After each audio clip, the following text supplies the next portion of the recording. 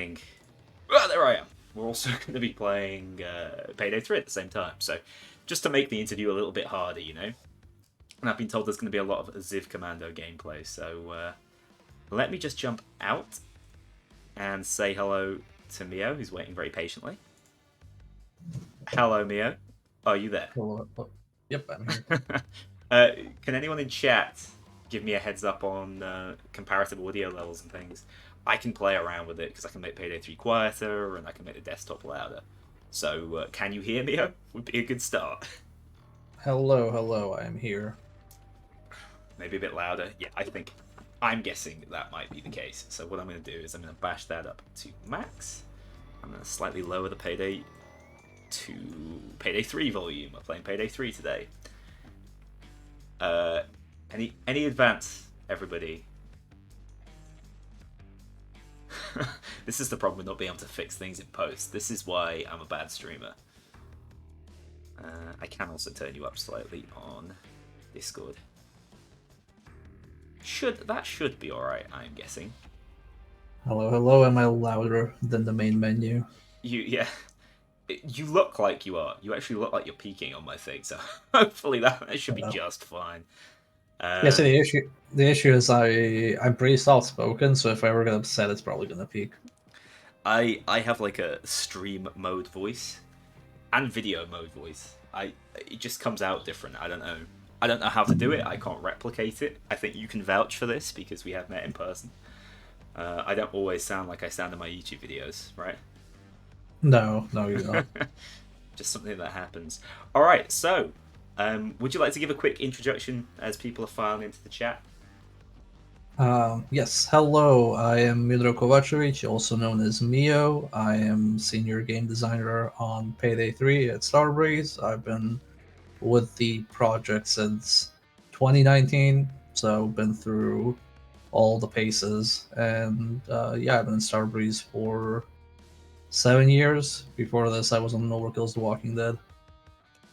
I did actually just check your LinkedIn just so I didn't get any of the dates wrong. So apologies for the little stalk on there. No. Alright, so we're in a party right now already. We're going to queue for some heists. If people in chat want to join. Yeah, Moobot's also coming up with the... oh well, it doesn't matter. That you guys just need to know that information. Doesn't matter how you get it. The armor up killer. Yeah, single-handedly destroyed armor up. Yes, I'm the person who hates armor. I'm sorry. We will. If you hate armor, why is it so strong? I don't know. So other people might hate it as well. All right. We won't start on that though.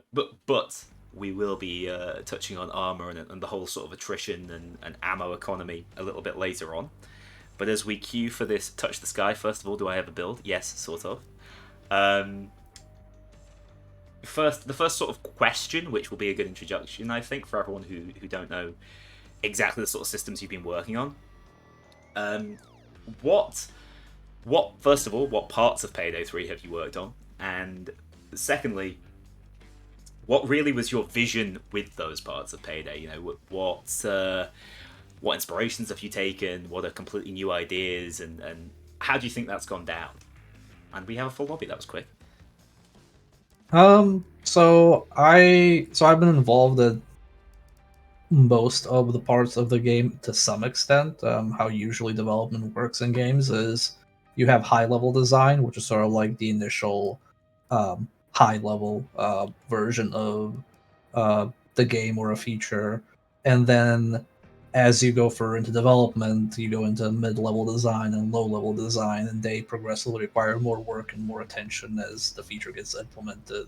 So I've been involved in the high-level on stealth, on progression, on combat AI, on skills, and then on lower level, I mostly saw through skills and AI.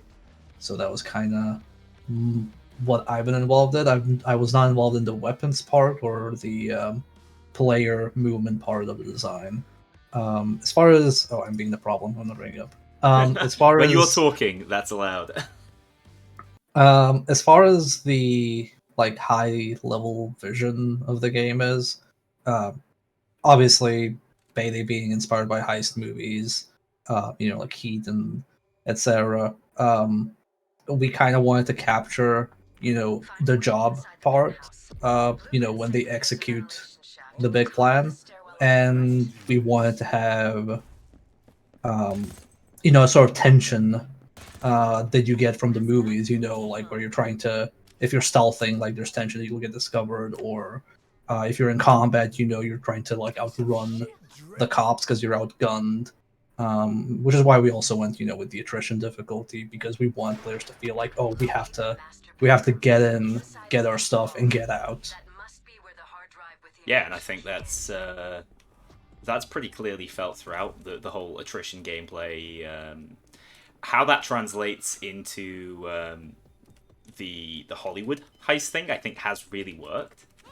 I definitely feel, at least when I compare Payday 2 and Payday 3, I do get more of that Hollywood heisting idea. We don't have to stealth this, guys. I just like habitually bring this lady to the toilet. Don't worry about it. Okay, so that's perfect. What that basically means is we can ask a question on almost anything, as long as it isn't weapons, because then we have to refer to Jimmy, or movement. But that means my first sort of question and topic of real interest is about Payday 3's difficulty. Payday 3's difficulty at launch, where you see that going, whether you think the game is hard enough, whether you think that, maybe there should be some things to make it harder in the future. Yeah, I think with something that's very difficult to do with attrition-based difficulty is that it's a very delayed response difficulty. So usually when you die or you fail in a game with attrition-based difficulty, you fail for a decision you made, 5 or 10 minutes ago. Whereas in a lot of modern games, it usually goes with like, oh, I made this one mistake, ergo I failed, because they frequently replenish your resources. So I think in terms of like difficulty by default, it's harder until you learn how to play it, because I've noticed that there is a sort of progression when people try out the game. The first thing they complain about is ammo, and then that way like, okay, they just started playing because ammo is the first thing people need to learn to manage, and then the complaints later go to, armor and surviving the heist and so on. So I think we have a like not I want to say hard to master, I like hard to learn but easy to master difficulties, which I would say is like normal and hard. Once you understand the rules of the game, I think they're in a good spot. And then as far as like very hard, I think is also in a pretty decent spot. Overkill on launch obviously was not as hard as we had hoped for, and now with the recent skill nerf, it seems it's too hard for a lot of people. So I'm not sure if Overkill is in a good spot yet. I'm thinking Overkill is probably gonna be a bit too hard for a while and then go back to being perfectly manageable. Yeah, I think it's interesting, like how systematically difficulty has changed, and how different the game's challenge is depending if you're in a full squad, depending on how coordinated that squad is. Solo, in particular, obviously, I made a whole video showcasing how difficult Overkill was at launch in solo, which I think is a product of the fact that Payday 3's difficulty scales very differently to how it worked in Payday 2. I'm hoping for more challenges for those really experienced teams, because essentially where I think where from my perspective I think things get a little too easy is when you become coordinated and essentially you're completing the heist too quickly for them to get hard, which I think is why people have struggled a lot with the recently added cook-off. Yeah, I think it's also why armor was so strong, because we want you to run out of resources, but I think the amount of armor you actually have available to you with blade up and armor stacking, you could brute force a lot of the heists, because a lot of the heists are 15 minutes long on average, and I think the way armor was balanced, if you stacked it, it was enough to like brute force you through 30 minutes maybe, which is why a lot of people probably felt the armor up nerf, for example, because like there's far less armor availability. Yeah. Um, We're absolutely destroying Touch the Sky right now, by the way. We could be on overkill, and that is just because our game knowledge is good. And you should find the game easier when game knowledge is solid. You know, you don't want that difficulty to feel like an impossibly steep curve. But the problem from my perspective when it comes to like absolutely maxing out on difficulty is I can play poorly, but because I know vaguely what I'm doing, I have an advantage. Would you say there's some truth in that? And is that something you're looking to address, making it so that the really hardcore players still have a really tough time? Yeah, we have plans. So with the current difficulties, like really what's happening is the margin for error gets smaller and smaller, and an overkill will be lowering the margin for error even further. But that's just what it is. It's margin for error. So if you're not making mistakes, if you're playing how we ask you to play, then you should succeed. We don't really throw RNG bullshit plays. We kind of like always the idea with the enemies and just the combat in general was, and even stealth. If I fail, wow. If I fail like this, I should know what I did wrong, which was I approached the cloaker in the bathroom. There we go. We heard it here first. Never approach the cloaker in the bathroom. No, that was completely on me. I know exactly how I messed up. But basically, what I'm going for is when you're playing correctly, you succeed. But we don't throw enough curveballs, and I think when we do the next difficulty, we probably also won't rely on here's an RNG curveball BS move to make you upset. It's gonna be more like, okay, well, we're gonna have more plates for you to spin and more things for you to consider. Yeah, okay. I mean, I like the sound of that as well. And also, I think one area where you got it very right is with the enemy health and the way that doesn't scale upwards. So I think most people in the community feel kind of positive about the way that difficulty's been balanced around that. Unless people on normal are struggling, I don't know. That I've not heard. But that was a very conscious choice by you, was it not? Yeah. I mean, I've heard people, like I said, I think until you learn how the game is meant to be played, or how it wants to be played, it's very difficult. But once you kind of understand, okay, this is how the game works, then you have far easier time on normal and hard. Yeah. Well, that was we breezed it, and we had an interesting conversation while doing it, but we didn't get all bags, so basically we failed. Do we actually miss a bag? Is it that one bag that's inside? It's inside Mason's like panic room, isn't it? It's really well hidden. Oh yeah, we're gonna pick I that bet up. it's But that we missed. there is also a bug for the all bags being missed, which I'm not sure if it's gonna be fixed in the next patch. Touch the Sky and Under the Surface have the issue where you don't get the all bags payout, but it is being addressed.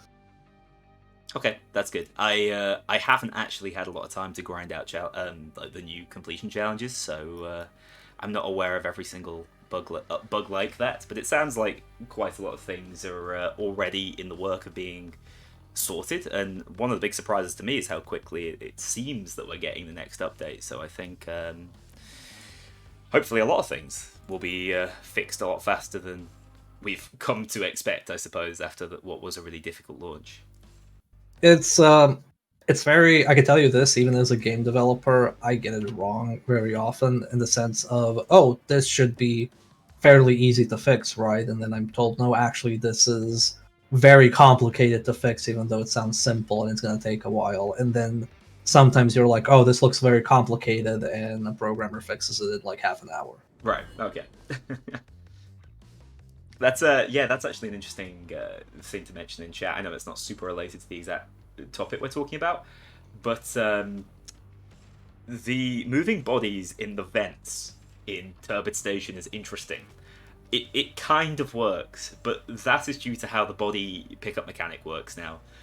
We've obviously moved away from body bags, and talking about difficulty and stealth and stuff, body bags in Payday 2 made stealth easier because you had a lot more control over the enemies. And I know you weren't directly on stealth throughout, but do you think that the removal of body bags and the freeform carrying was designed to make things more challenging?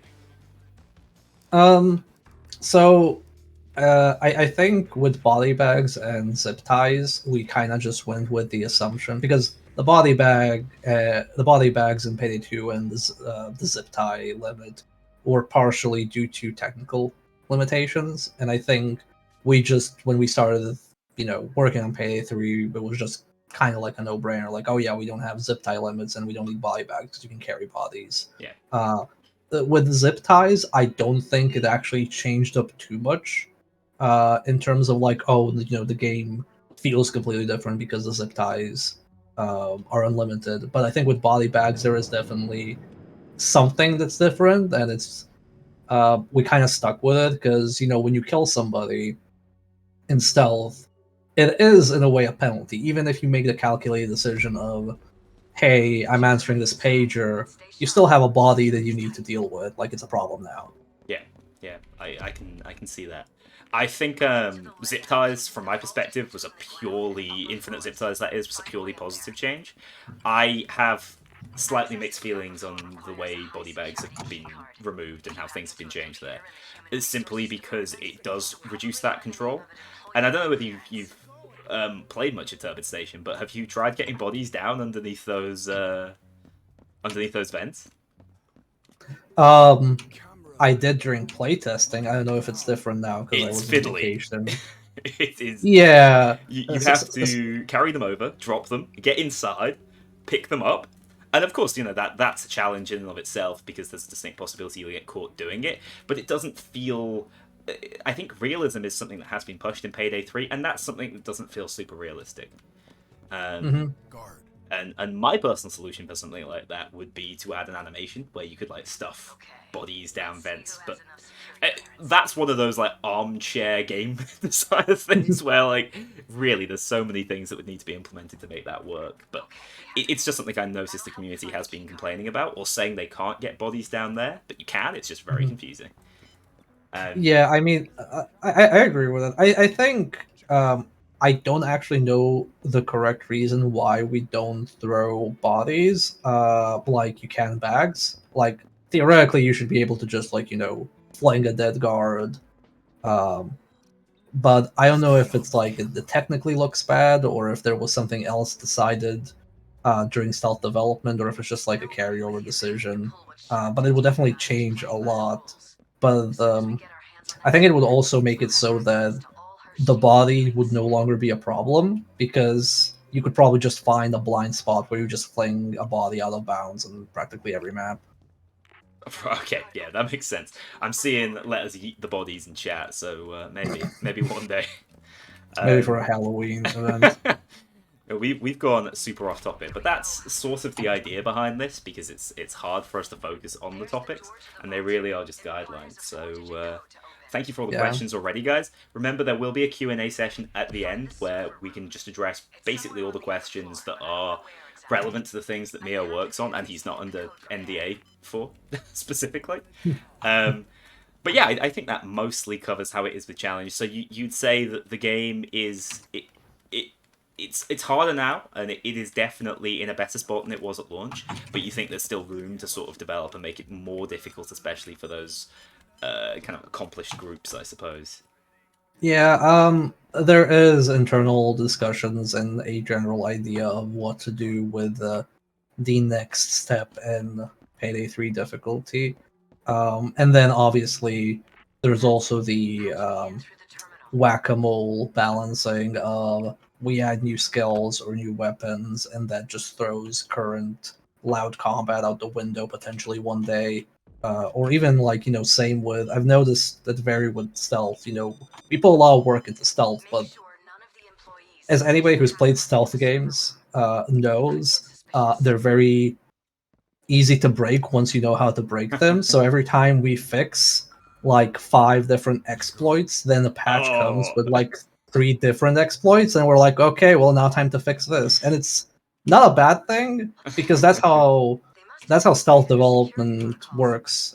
Like during development, like a lot of it was okay.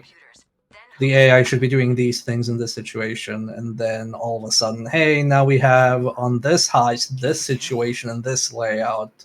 Well, what should happen there? Now we have to find a solution. What should happen there? Got you, got you. That's very topical at the moment because exactly that has happened in the last update, as I'm sure you're aware.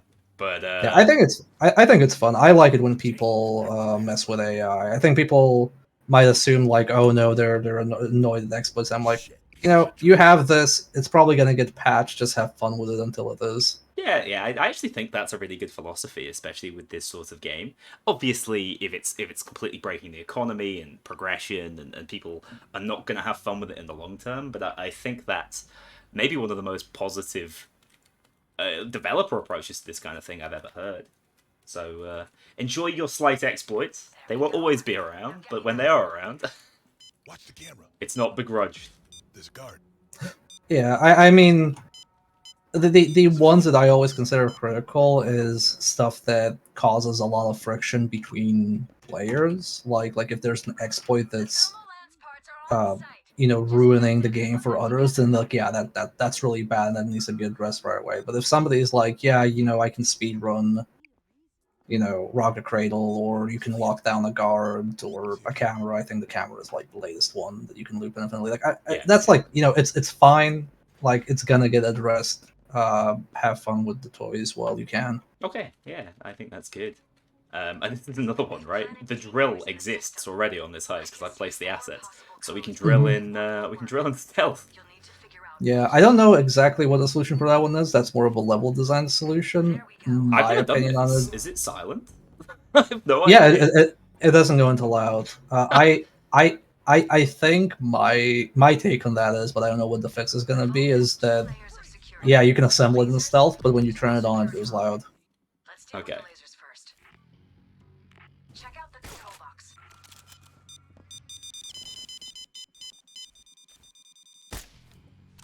We're fine.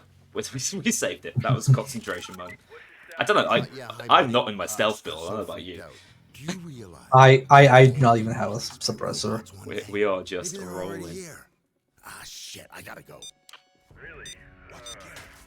Although yeah, we're on very hard, so this is slightly more doable. All right, we got blue. I do have another question. I honestly find stealth more. And here's another example. Like for some reason, the security office doesn't require the blue keycard right now. Yeah. Not sure why this happened, but it was a launch bug as well on 99 boxes. But it doesn't, I had the blue keycard then anyway, so it doesn't massively change the way that the heist plays out. So I was thinking. Yeah. Why don't we I was gonna say I'm gonna pivot and talk about specials and stuff, but I feel like we shouldn't unless we're going loud. So, and in fact, most of my questions coming up are about loud gameplay.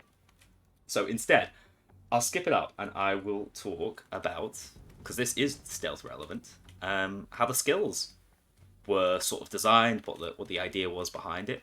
Wait, you still need to pull the switches though, because you need to drop these. Yeah, you need to drop the laser. Oh, alright, but that isn't that game breaking. Yeah, so you were the mastermind behind a lot of the skill system, is that right?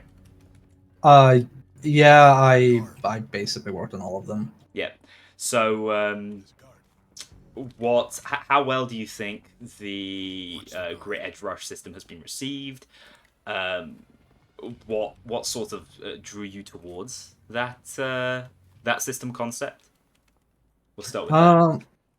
Yeah, so it's mostly tied to the way we wanted to do combat. Like very early on, me and Jimmy, the other designer on the project, or one of the other designers on the project, we agreed we wanted to move away from here is your build, you load into the heist and all your abilities are active, and we wanted it to be more momentum based because we felt it paired well with attrition based resource management. So kind of like yeah, you have these abilities and you can feel really strong and have powerful combinations, but you need to get momentum for it, you need to maintain it, and it kind of goes hand in hand with, you go out, you activate your build, you kill a few cops, you fall back so you don't get shredded through your armor.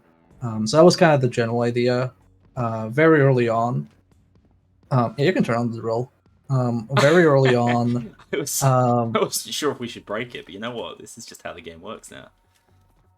I can go swipe the card too, but yeah, very early on, it was more buffs all over the place. I think like the initial skill proposal had something like 7 or 8 buffs, and there was like not really too much overlap. It was kind of more like future proofing overlap, but then we just narrowed it down to 3 buffs. And one of the pillars was okay, well, we have to keep maintaining that stealth is important, so we have to have one buff that's non-combat. Mhm. And then rush kind of fit in there because what people want in stealth is speed. Yeah, of course. Yeah, As to actually, how I think well- that works quite well around stealth. Yeah. As to how well it's been received, I've seen mixed responses because I think it depends on what you want from Payday. If what you want from Payday is, the heist fantasy, if that's what appeals to you, then I don't think you're particularly married to the execution of like detailed systems like skills, weapons, and so on. Of But course. if what you play, but what if the thing you play Payday for is the skill build system, like the perk decks, the skill trees, the weapon combos, the ridiculous amounts of enemies and stuff like that. If that's the part that appeals to you the most, then yeah, you're not gonna vibe super well. And we kind of went into that knowing it because the co-op FPS genre. Sorry, That's I've funny. never seen this happen before, so I'm intrigued. That's pretty funny. But the co-op genre is it has a lot of games in it, but my personal opinion has always been our main competitor is always like Payday 2, because Payday 2 is one of the biggest co-op games out there, so that's what we're going to be compared to. Yeah, of course. And we can't really, in my opinion, we can't really compete with Payday 2 in volume of content, so we needed some way to differentiate ourselves. So that's why we had some new systems, new approaches to how we do difficulty in combat, because at the end of the day, people still play Payday to heist. Like, you shouldn't be in a situation where, oh, I'm playing, this Payday because it's better than the other Paydays. And ideally, you'll be like, oh, well, I'm in the mood for Payday the heist. I'm in the mood for Payday 2 now, or I'm in the mood for Payday 3 now, because I think that's like the healthiest approach, and it's an approach I usually take. With fighting games, like if you look at Street Fighters, each major iteration of Street Fighter is completely different from the other one. And people still play the old ones because they like certain things there, but it's always still a Street Fighter. Yeah. I completely get that. I think that is actually the right approach. I can't believe that I saw people online being like, "Oh my god, look at how well Payday 2 is doing post Payday 3's launch." Were the people at Starbreeze like, "Oh no, Payday 2 continues to succeed. What will we do?" Admittedly, you are sort of competing against yourself, and that is why I would say Payday 2's launch was very different to Payday 3's. But shared success isn't necessarily a bad thing, especially for the long-term future of the games. So, yeah, I think that you have the right approach there, and some people are kind of barking up their own tree. I mean, to me at least, and again, I'm going at this from like a pure personal standpoint. When I got put on this project in 2019, I believe I even said to people like, this game's gonna come out, and the first thing people are gonna screenshot is the amount of players in Payday 2 versus Payday 3, because that was popular in back then.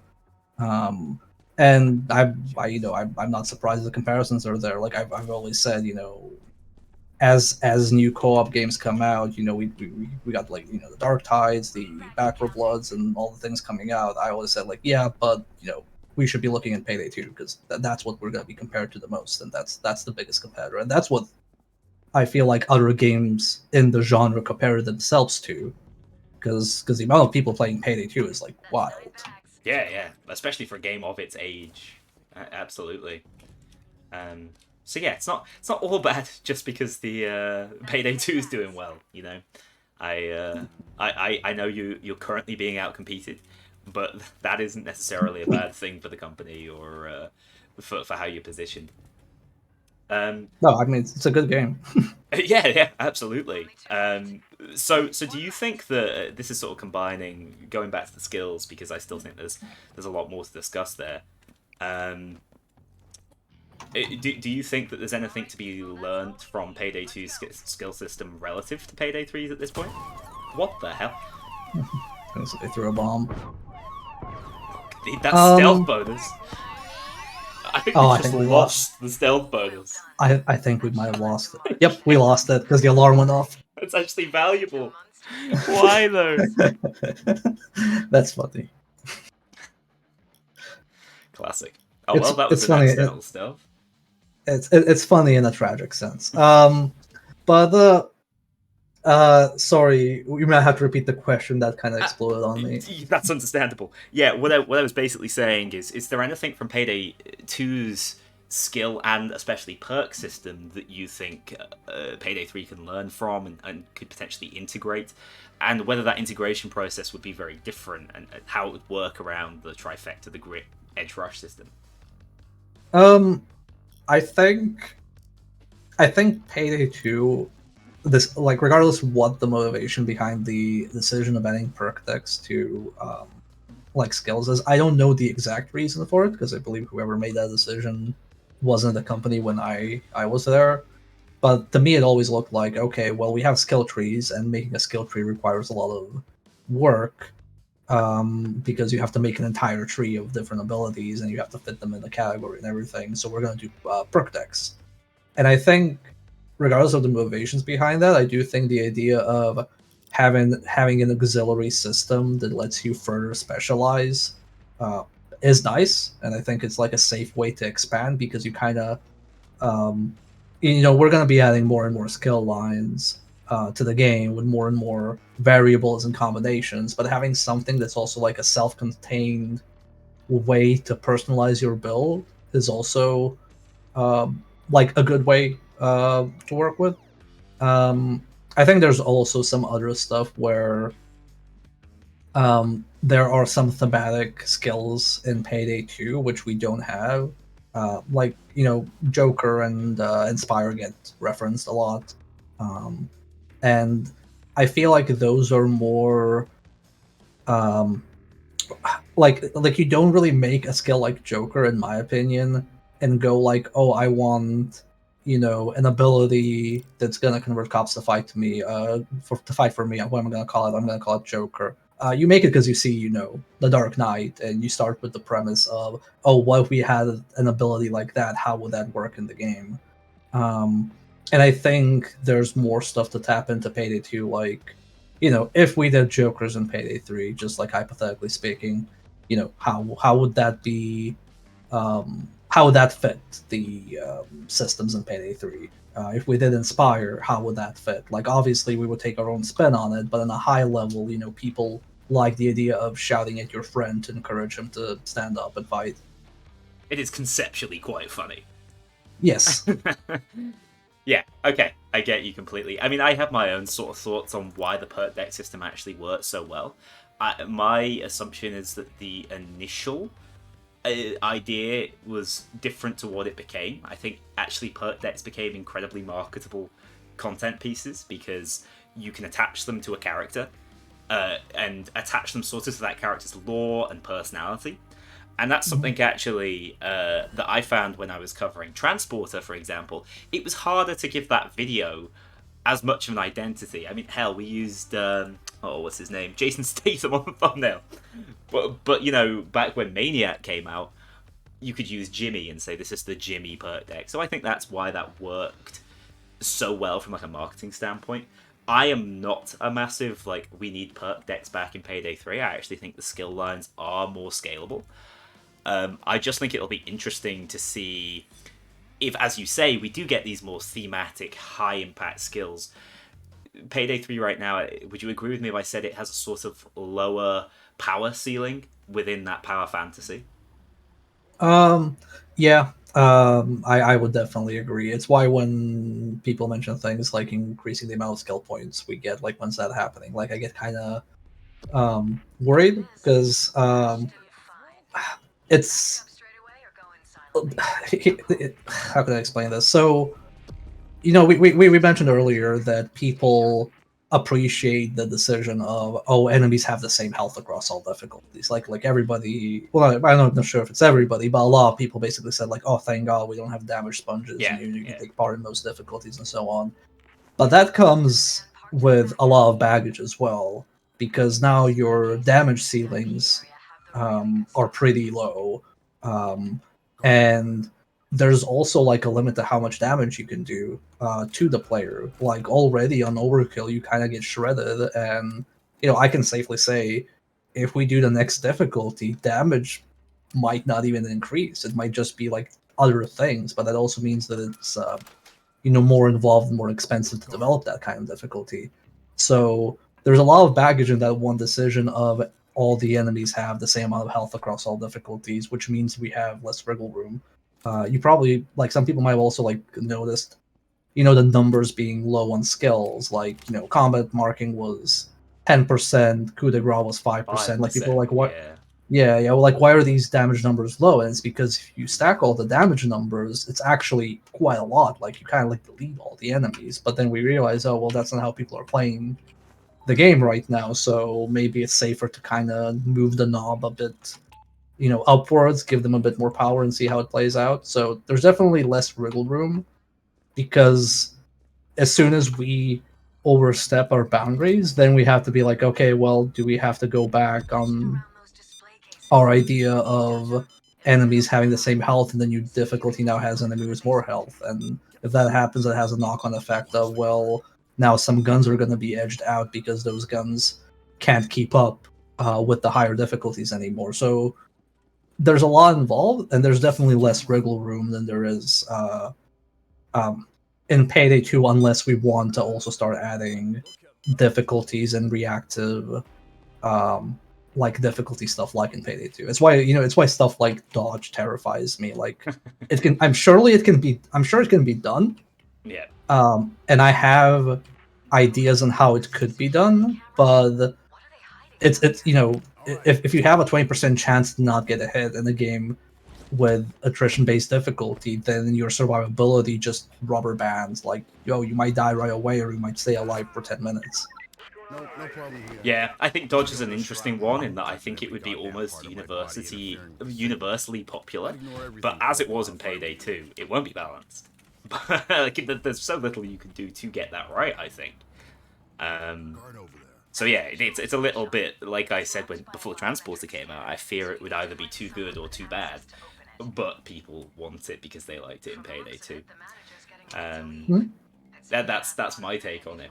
But and Dodge is a great example, I would say, of those sort of ultra high level or high powered options. I mean, there are even more ludicrous ones. I guess Graze, which is a sniper skill that allows your sniper shots to basically cover a radius instead of being single target. Do you think that that's something that maybe one day Payday 3 could work towards? Or do you think the game works better in this more grounded universe?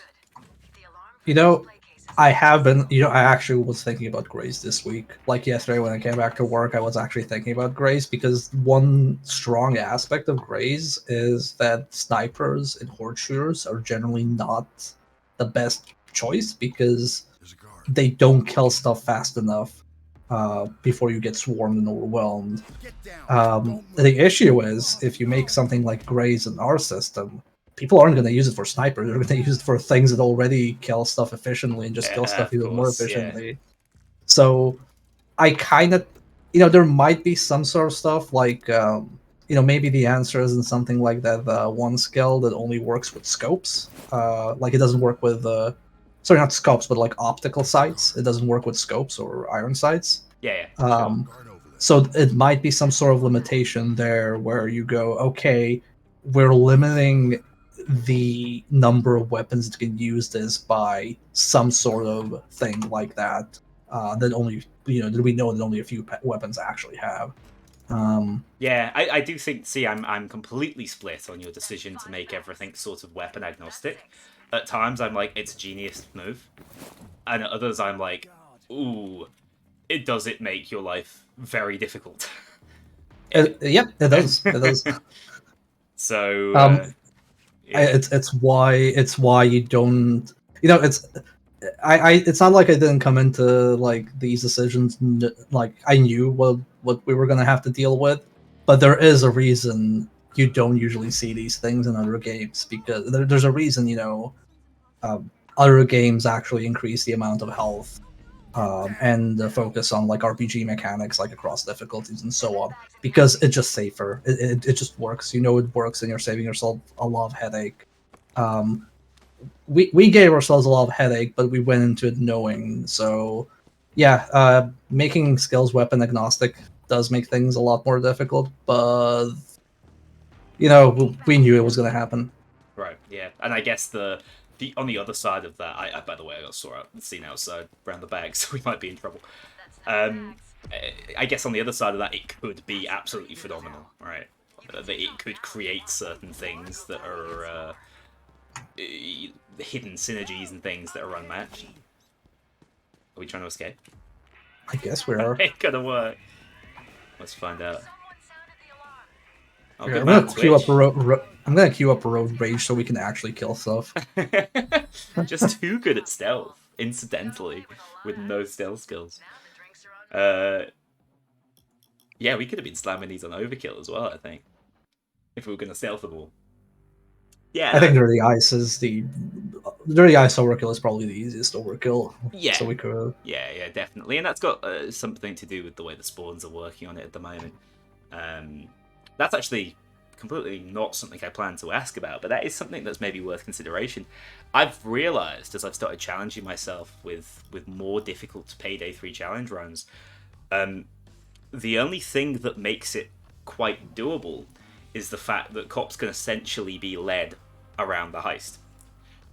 You can kite them like you might on, I don't know, like Nazi zombies, a game like that, where even though they are ranged, it's probably your best option because of spawn limits. Is that something that you're happy with, fine with, or is it something that you think should be addressed? Maybe.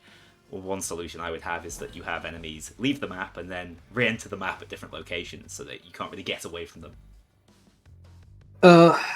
It's difficult, and a lot of it has to do with we're a contemporary setting with contemporary style technology and enemies and spaces. So there's gonna always be the small room you can huddle up in. There's always gonna be the staircase you can kite people through. If you're the last person left, you have a high chance of maybe hiding in the vault and staying there. And the best we can do is just try and make enemies counter those strategies. But at the end of the day, there's a limit to how much we can do. Like I played Left 4 Dead on expert difficulty back in the day, like I with my group, and a lot of that was just cartwheel meleeing and hiding in bathrooms for choke points, and it was still enjoyable. We know all about that. Yeah. So at the end of the day, most people are probably just going to play normally, and then if the meta, as long as the meta or the desired way to play isn't so prevalent that it ruins the experience of people just playing on a more default way, then I think we're fine. I'm not too concerned about it right now. Yeah, well, because we did start to see that a little bit with the way progression was working, which is Yeah. why I think Cook-Off was such a perfect addition, because it kind of becomes that default. You can play that heist as a way to farm weapon challenges and still be playing the heist properly, which is nice. Yeah. Cook-Off was I was kind of surprised when that was brought up as the map we were gonna do, but I think it played out well. Internally, amongst some of the partners, that was one of our guesses. Yeah. Murky Station was not. I can confirm. Cook-Off made sense as the sort of heist that would work within Payday 3. Yeah, but now we're actually playing a loud heist. We can talk about loud topics. So that's exciting. Let's start with specials, because I know you got a real love for some of your special designs. How they've evolved from Payday 3, from Payday 2 to Payday 3. And of course, the upcoming special, the Techie. I'm not sure what more you can tell us about that. But yeah, what was the idea behind a lot of the specials designs? You can go through them all, basically. Yeah, so the general idea we had was, okay, we have regular SWAT, which are the common enemy, and they're kind of like the baseline pressure you're dealing with. And then we have what I call internally the uncommon enemies. So that's the shield and the snipers, and they're mostly there to kind of set the pace and like deny where you're allowed and not allowed to go, kind of like force you to move. And the role of specials was to sort of be that, like, spanner in the works, like something that says, pay attention to me now. And there were a few ideas with what we wanted to do with specials. One thing I wanted to push for was that every enemy had something you could take advantage of to like punish other enemies. So like the battery and the zapper, the belt and the nader, flashbanging a cloaker because his flailing does do damage to other units. I don't think I've ever seen that happen. That's actually sick. Yeah. If you actually, when he's flailing, if there's an enemy next to him, he will stagger them, but that stagger also does melee damage. Cool. And then with the dozer, I believe the way you could abuse it was forcing him to charge and then stumble by missing you. But then there's also stuff like, if I have trouble with an enemy, I should have a way to do something about it. So like, usually through skills. So like we have the skill that lets you escape a cloaker if you're having trouble with cloakers, or that does like the preventive mark. We have the skill that we have the hostages that you could use to block gas grenades. And I think like for the dozer, I think the dozer doesn't, well, outside of the overkill weapon, that doesn't really count, but the dozer response is just a co-op check. If you're coordinated, if 4 people focus the dozer's dead. Like, he's not gonna survive that. Yeah, I think there's something a lot more purposeful about special design in Payday 3. That would be my observation, really. Yeah, and they're in much more controlled numbers. Like right now, the most you can see spawn at once is 2 by default, 3 if there is an FBI van active. And that's also intentional because they're balanced around, not being like 3 zappers, 4 cloakers, things like that. Like 2 dozers.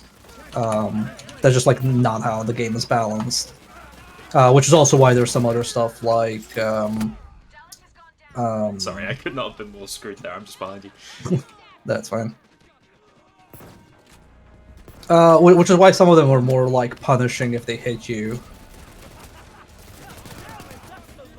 But yeah, that was kind of like the general idea about them. And then there are some other things in like the personality design of them, and some stuff that's a bit more low-key.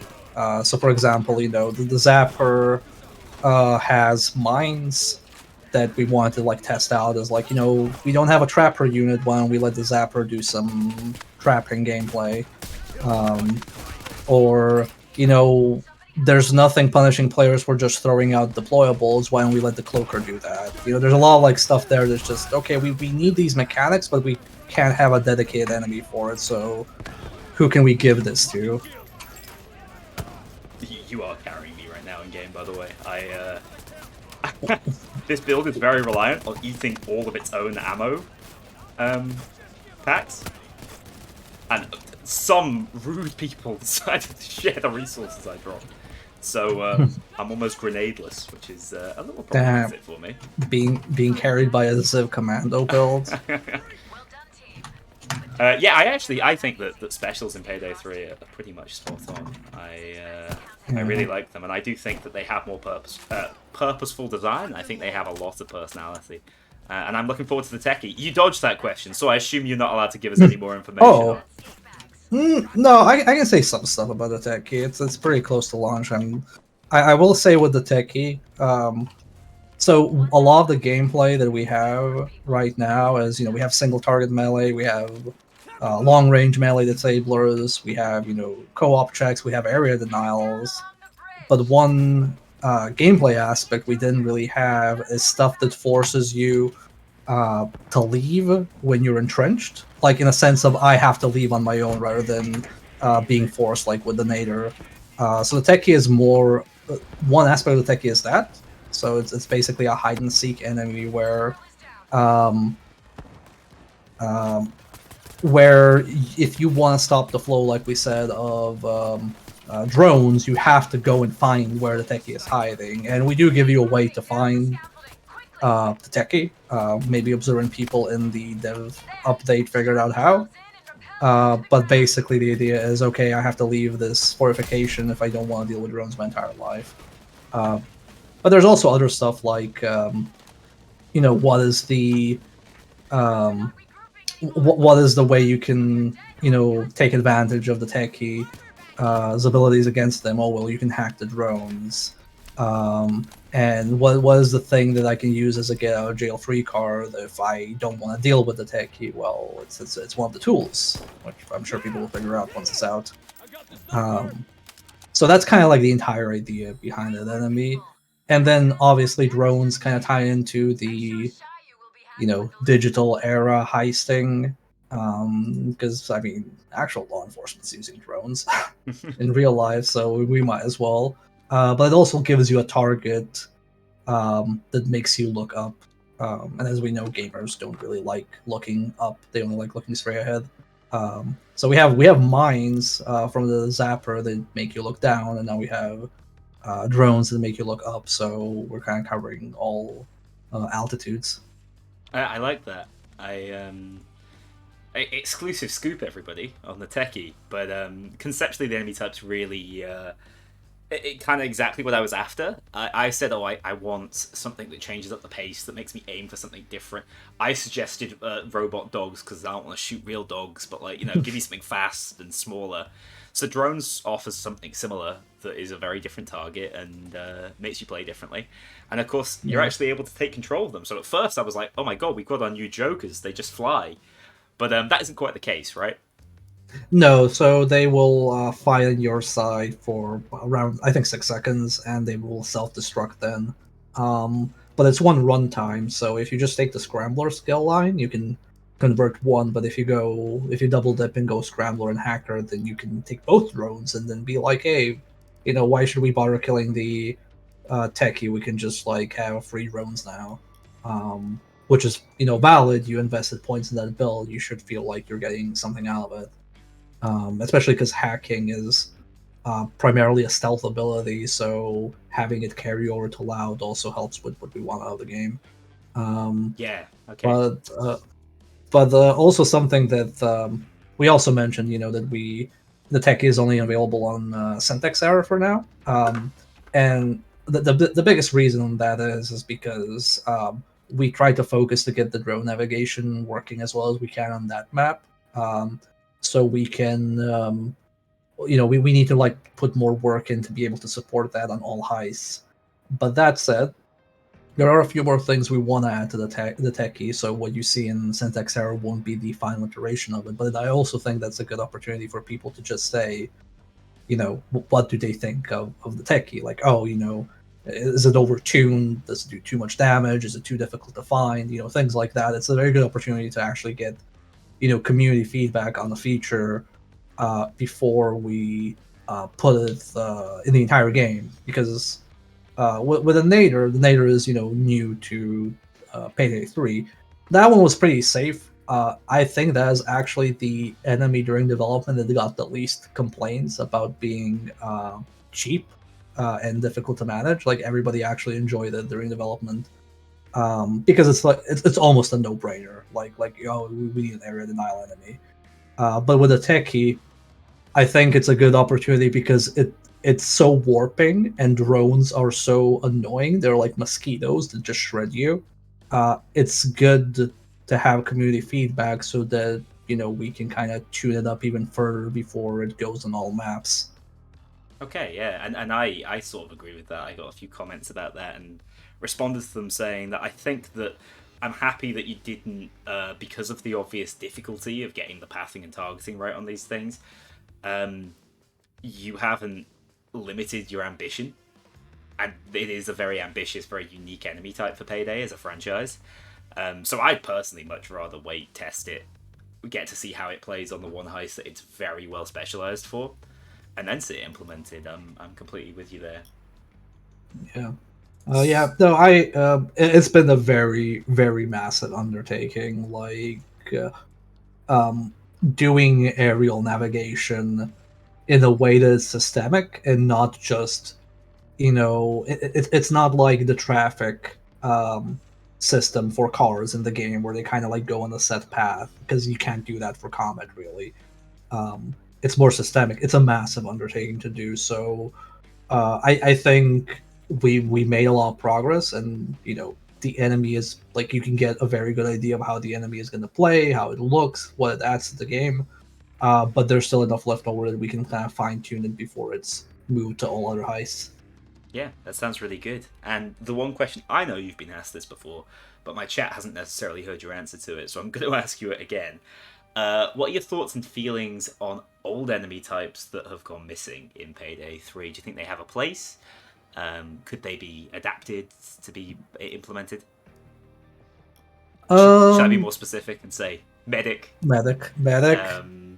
SWAT van medic. turret, of course. I mean, people seem to want the SWAT van turret back. I so don't. We can add that. I'll ask for some favors. No. I don't believe in stuff like good or bad design in a vacuum. I think a medic unit can exist in Payday 3. I don't think Payday 2's medic, the way it is, can be just like easily ported over. I think each enemy we added back from Payday 2 needed some adjustments to it. Some less than others. I think the Dozer had the least adjustments to it, but and the Zapper as well. But like the Shield, for example, the Shield is practically a new unit. I think the Medic would probably have a quite a transformation if we moved it.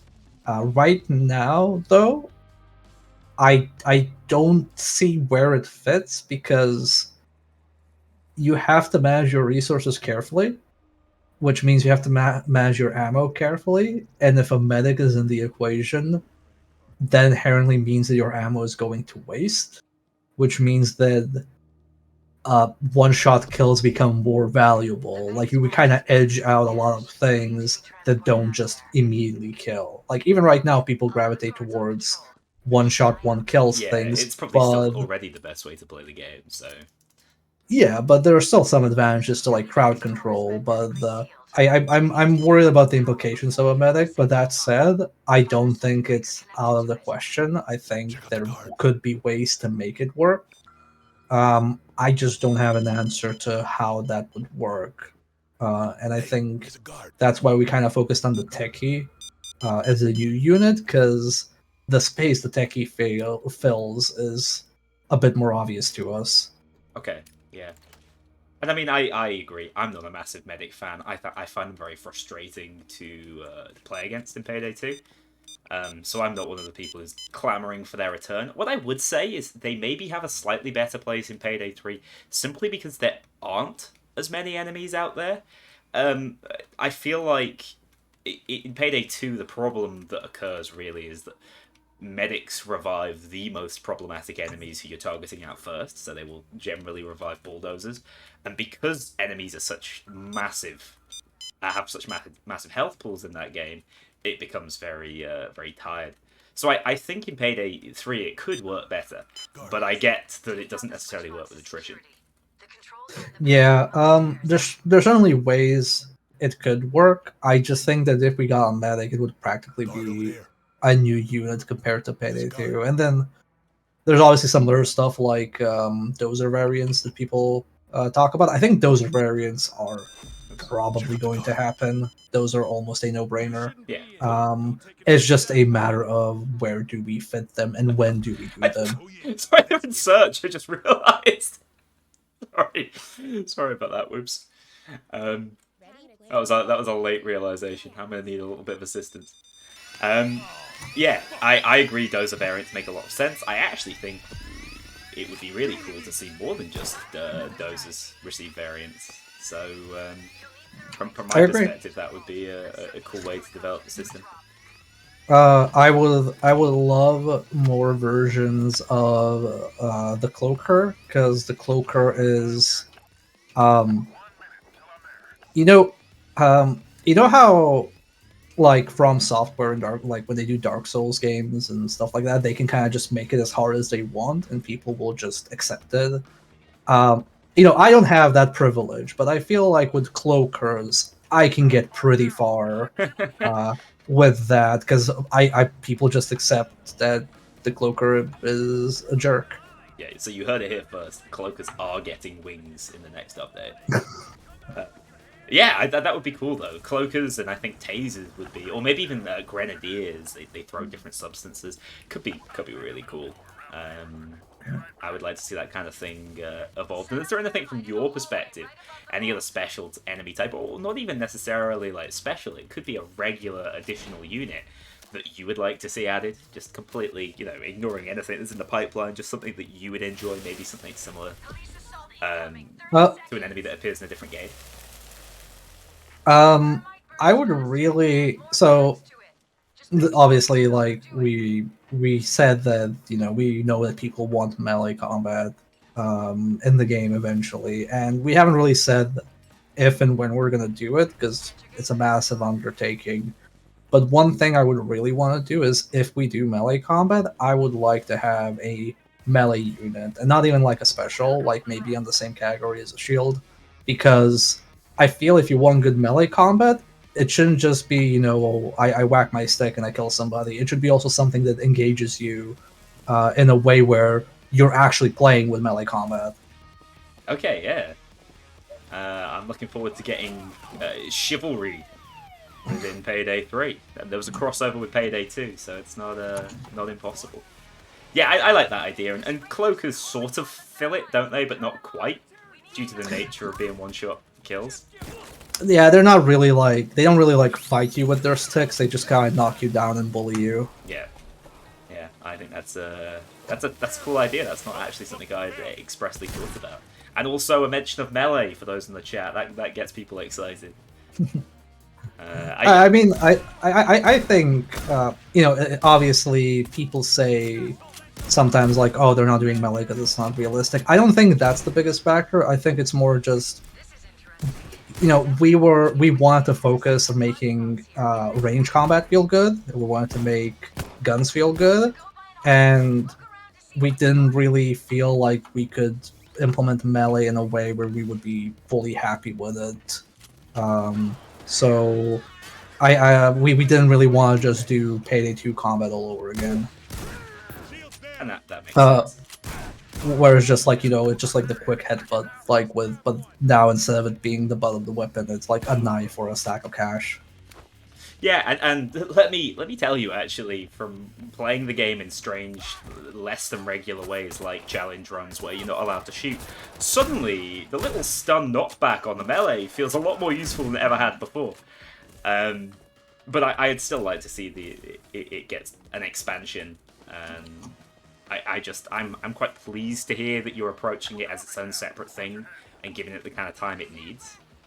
And that makes me happy. Yeah, it's also why, because people ask, why don't we have melee skills, for example? And I feel like if we had skills that made the quick melee, do damage and actually be something you can build around, we're kind of setting this false expectation of this is what melee combat is in Payday 3, and we don't want to do that because that's not what we want melee combat to be. Yeah, I get you. Better to have nothing can work than give the sort of wrong idea as to what the system's going to look like in the future. So yeah, melee is something I'd be excited to see added back, and that's sort of related to Payday 2 systems that have been changed or have maybe disappeared. And what I think is something we've touched on a fair bit, but people are going to be extra interested in at the moment is attrition, like the whole system, and you touched on the concept behind attrition earlier, but also how armor fits into it, how you see it fitting into it in the future, and whether you like the way things are now after you callously ripped into armor up in the last update. I'm gonna be honest. That was the first instance of me making a change and not actually expecting that harsh of a reaction. So I didn't view it as a nerfing to armor or armor bags or the armor system. I just simply viewed that part as, hey, we have this skill. It's overperforming, and not in the sense of everybody's using it. That's not really the problem. Like my problem was that people were upset when other people weren't using it. And at that point, okay, now this is a problem. Like now this is a skill that's actually, you're punished for not picking it because your teammates don't want to play with you. So it also didn't fit with the philosophy of a lot of the skills, because a lot of the skills, they require something. Like they require you have a specific buff, they require you do something under specific circumstances, and that one was basically nothing of that. So that's why the change happened, so that there's some execution barrier to it. Now that said, I do know that armor is overperforming, and I agree it is a bit on the stronger side. But I think we're going to be propping up health. And the idea for year 1 updates is make medic bags more valuable. Medic bags are going to get an additional functionality, which I can't talk about at this moment, sadly. And we are going to make it so that health builds are like a viable thing you can do. Yeah. Obviously the challenge there is, like people ask, like, oh, why don't you just make health better? Why don't you just give more health? And it's gonna be swapping problems, because now people aren't stacking armor; they're stacking health and armor, and we're kind of back to square one. So what we're trying to do is find a middle ground where you can do both health and armor if you really want to, but you probably want to pick one or the other, and that's why it takes a bit. Right. This is, the other. Sorry, this is what happens when you don't run transports these days. I got people in my chat telling me off. It's painful. But I brought the asset. I've actually never played with this before. It's an interesting asset, the way it spawns the escape in immediately. Yeah, but we're also adding in the next update where we're gonna have the armor repair kit, which is basically gonna work as the new armor up does, where if you interact with it, your damage chunk is fully repaired. So it falls in line with our first aid kits, our not bad, but weaker medic bags, and then armor repair kits are going to be weaker armor bags, because you should still feel like armor bags are useful, but this way at least like there's another source of armor. And I'm looking into some other things that I can't really talk about right now, to give people like more skills that replenish armor down the line. Yeah, I mean, I didn't know we were able to talk about those repair kits, but that is superb. Yeah. I think people are going to be really happy with that, because right now the armor as a, and this is sort of what I said about the armor up change in my video, armor as a stat is still insanely good, and all the armor up change did was make it harder to get that insanely good stat. So having new ways of getting it is the perfect sort of panacea to that. Yeah, sadly, like we should have, in hindsight, like had a more reliable way to restore armor when we launched, the same way we have like ammo and first aid kits, but we didn't. That was a bad call on our part. It's refreshing to hear that you're so candid about that sort of thing. I think people appreciate that. I mean, I play games. I've been playing games my entire life. I try not to give people BS. Yeah, well, that is definitely appreciated. What I will say, this is completely off topic, but I just saw a really cool suggestion in chat that's probably come up a ton in the Starbreeze offices, but I've not personally thought about it. And that's the idea of a heist that splits the gang up. Do you think that sort of thing could be feasible, or is that going to make solo players too mad? I mean, it would probably make solo players upset because we already get one of the top comments is not being able to disable all the die pack solo. Yeah, of course. So, so it would probably. I think it's a cool idea. I like stuff like that, personally speaking. But it would have to have some clever solution to it. But also, I'm not a level designer, so I'm not that clever. Okay. Well, I just thought I had to mention it because it's the first I've seen of that suggestion, and it seems fascinating. So the problem is we've left bags because we've been following the escape ban. This is a really, really cool favour. Like, it's probably the biggest variation, I would say, within the heist. I mean, we might touch a little bit on favours later, because I've seen some questions in the chat about it. But just sticking to the whole discussion of attrition, do you think ammo is in a good place? And do you think that's just the case because we have the weapons we have? You know, how do you think that's going to evolve? I think ammo is in a okay spot. I think it's just that it has not really a steep learning curve, but again, it's not one of those things you usually think about in games like these.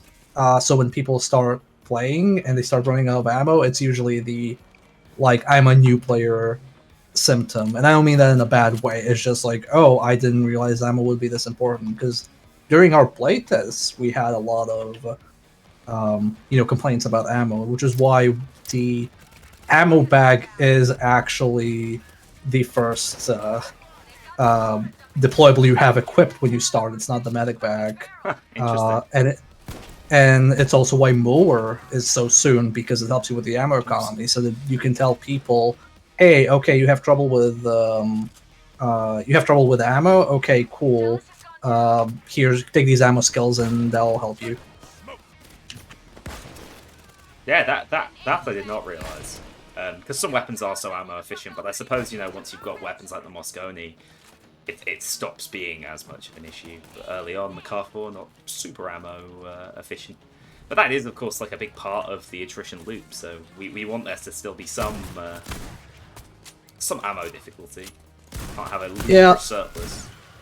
Yeah, like I said, ammo or attrition-based difficulty it's delayed feedback. That's like the hardest part about it, because nope, no sniping. Because like I said, if you lose, you lost because you made a mistake 5 minutes ago. Even if it's a mistake you made 3 minutes ago, people might be like, oh, why did I get down? What did I do wrong? Which is why games don't usually do that, because it's much easier to give feedback like, oh yeah, this thing did 80% of your health, you should have not gotten hit. Whereas in this is like, well, you shouldn't have exposed yourself multiple times in the past 10 minutes, and people don't really reflect on that in general. They not everybody plays games like that. So that's why when you're running out of ammo, you're not going to be thinking like, oh, have I been missing my shots too much? Have I not been going for ammo runs? You're just going to be like, why do I never have ammo? And that's a normal response. It's not like me berating people. That's just how people work. Of course, yeah. That does that does scan with my experience.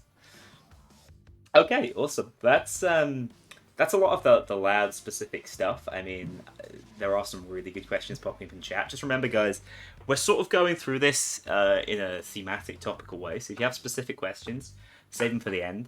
Although I did see someone ask what your favorite heist is, which I thought was just a fun one to answer. I like Touch the Sky and Golden Shark. I think those are the ones I enjoy the most. Why? Touch I the agree, Sky, by the way. Those are basically my two favorites. But why? Touch the Sky I enjoy because it has good combat spaces in my opinion, and not in the sense of The toilet. it's too difficult. Yeah, the toilet. It's not too difficult or too hard. It's just like there's a lot of corners which you can take advantage of, but also it can be used against you. I just like I like corridor shooters, which is why I enjoy Touch the Sky.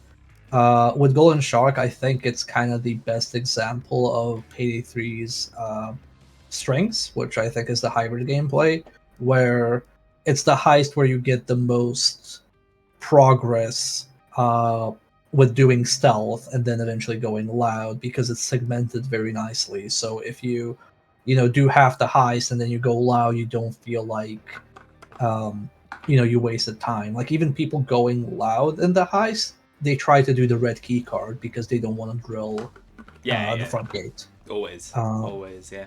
So that's why I like that one. I actually think Touch the Sky has that exact same advantage. I love that if you're really clever about it, you can be in a full loud build, but you can still hack the QR code, to get into the red keycard room. So you can really mess around with the way objectives are meant to be ordered, which I think is one of Payday's design in Payday 2 as well. Like when they started allowing you to make certain decisions around how you approach the game, I think that was one of its biggest strengths. So yeah, those are two great heists. Super off topic, sorry, but I thought it was a good question. No, that's good. Okay, so now we got to talk about progression. How do you think progression stands now? And do you think that the pivot from the purely challenge centric focus that was what we had at launch, do you think that's worked, or is that a work in progress? I think the pivot was necessary. It's a bit of a complicated subject of what we were trying to do and what we actually accomplished to do. The general idea was that, the idea was you would just be playing the game and you would just be completing challenges by playing the game, and that would advance you far enough. And because of the more horizontal power progression, where you don't really need all skill points or all weapons to actually play an overkill, you most of the onus is on your execution. We didn't think it would be too big of a deal, but we didn't deliver on the messaging of the challenges the way we wanted to, and there were also some back-end issues with challenge completions. So even though you were always progressing, like you were always completing challenges, we didn't tell you were, and therefore you didn't know you were, and it didn't feel good. Yeah. So I think the pivot was necessary. It was not something we obviously had planned for because we did not expect the response that we got. But people said like, "Oh, well, just make just make it so it's like per kill. Just make it so it's per bag. Just make it so it's per heist completion." There was like a lot of suggestions, but the crux of it was, I want to complete the heist and then get points towards leveling up. And to do that, I think we had to do it the way we did right now. Like maybe not in all the details, but in general, because we're basically converting a finite resource, because there was a finite amount of infamy points. We had to convert to an infinite resource because now there's just an endless amount of them. And there were a lot of questions we anticipated in terms of that. Like, for example, oh, well, what happens to challenges now Like, if I'm at a level cap and I complete challenges, do those infinity points just go to waste? Well, if they go to waste, then I should wait until there's a level cap, because then I won't be wasting points. So there were a lot of, like, edge cases we needed to quickly account for, which is why there is the the renown system, which is essentially the infinite levels at the end that give you bragging rights and cosmetic rewards, because we needed something so you don't feel like you're wasting challenges by playing the game, because that's like very counterintuitive. Like we're basically telling you like, oh yeah, don't play the game because you want to save those challenges for later. And we also needed to be very clear on our commitment of, hey, if and when we ever raise the level cap, we are going to supply challenges in the value of that level cap, because even if like we add the infinite levels without that commitment, people still might assume, oh well, the challenges are still going to go to waste because I don't want them to go towards renown, because now if the level cap increases, it's going to be slower. Yeah. So there were a lot of things we need to answer very quickly. Is it in a good spot? Well, people seem to like it right now, because I think we are. I get the impression that we are giving more than people thought we would give, because people I think assume we would give you like 10 points or something like that, or 20 per completion. Yeah, Almi used the word small quite frequently. Oh, I'm glad I'm glad he said small, because it is like we did the dirty ice earlier on very hard. We got 25 because we didn't do it in stealth. We didn't get all bags. We just completed it, and that was 25, and that is small. But also the ceiling is very high by comparison. So the lowest amount is lower than most challenges, but the highest amount is higher than most challenges. In terms of whether it's in a good spot, I'm gonna be honest. I think we have our little honeymoon period right now, where everybody's happy that we have infinite points in heist completion. I want to give it more time to see, okay, well, where are the issues? Where are we struggling? Like obviously, like a point of contention, even internally, is, for example, cook-off, because we only reward you for all bags, which means you have to go all in on cook-off or not. So, do we want to switch to per bag infinite points? I'm not 100% sure yet. This is why I'm giving it more time, because there are two decisions behind it being all bags. One is we had the issue of, if you were going for money, there were some heists where it was just better to complete the heist twice with minimum loot instead of going for all loot once. So we needed something to incentivize people to actually clean out heists. Is that a necessity? Like, do we actually need to have that? I'm not 100% sure yet, so I want to see how people play and what people think. And then the other part is, if you don't get if you get like infinite points per bag, should we do the same for stealth? Shouldn't you get like partial infinite points for doing half the map in stealth, for example? Like, why is that one binary, not all bags? So there's a few questions there. I don't think we're fully done yet. We might be done. It might be fine as it is, and we don't really like further like tweak it outside of like payout values. But I need like basically to see how people play the game. Need to look at the stats. Need to see what people think after they're used to it. Yeah, I mean, and that's good. It's good you're being open-minded about it, because I do think there are some certain things. I think it was unfortunate to some extent that it released with Cook-Off, a heist that really rewards you going for all loot, but is so difficult to go for all loot on, and has an inherent crash issue. So I do think it was set up for a little bit of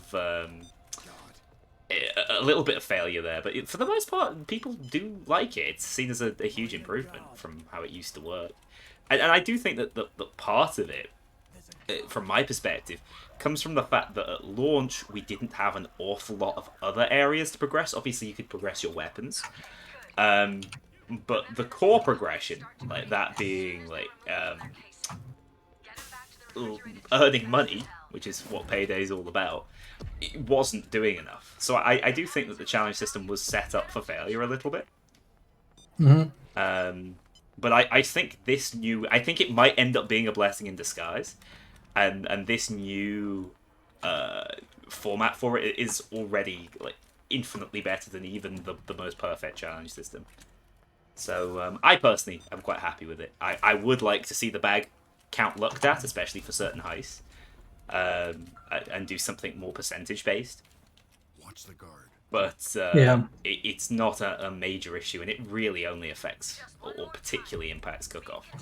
I think my argument was that some heists, I think I said this to you, some heists you have to be in stealth to get all loot. So having those two things sort of be the same challenge at the end was it seemed a little bit over rewarding a certain playstyle compared to another. Yeah, I will say that like I said, this was basically a pivot, so this wasn't something we planned to do, which is why the caveat is there are gonna be edge cases like this. But basically after we got the feedback on the challenge system, and I think it was something like during the streams when we had technical issues, and I know Andreas said okay, challenges are staying, we're not changing them, and I think I talked to him that week about Andreas being the lead producer on Payday 3. Yeah. And we kind of agreed hey, we could spend time fixing all the issues with challenges, but it's gonna take a while because there's a lot of communication issues. We're not sure if we're gonna have to iterate on it. It's gonna take time.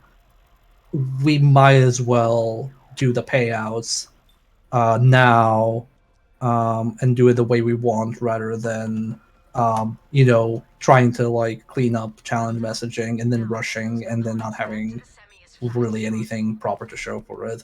But it's also why we want to do it the way we did, because for example, something I say as a game designer always is I appreciate when people point out problems, and I'm fine with people saying what they think a solution should be, but in general, it's more valuable to me to know what is the issue, which is the issue with the progression was I'm not getting rewarded, or I don't feel like I'm being rewarded. But people, suggestion to go to the Payday 2 method of you get a payout, and then if you stealth, you get a percentage bonus. And I felt like for us, it was a good opportunity to, instead of it feeling like bonuses, actually just be 3 factors, because all bags are stealth. It's not a percentage based off of the completion. It's just its own value, because it was easier to balance our heists that way, because our heists vary so much between minimum and full completion and stealth difficulty. Yeah, I get you, and I think people appreciate that the decision was to pivot quite early, especially with the update issues. Every update we've had so far has had to be pretty high impact. And that's, update 2 was a lot more high impact than I think most people initially would have predicted. We've basically stealthed another heist by accident. Yeah, I was expecting us to go loud. I was just vibing here, didn't realize we had completed everything. I should be good at this one because they made me do time to get time on this one. It was so funny because I'd obviously just played it at Gamescom a few weeks earlier, so I was like, really, I should know exactly what I'm doing. We load in, immediately fail. So no idea. I obviously learned nothing at Gamescom. I'm thinking the long way around. That's fine. I think we've got. I don't think we have one more pager, but. Yeah, I'm enjoying my stealth build without a single suppressor or stealth skill. I don't have a suppressor either. I don't have a throwing knife. I have flashbangs. This was true ghost stealth.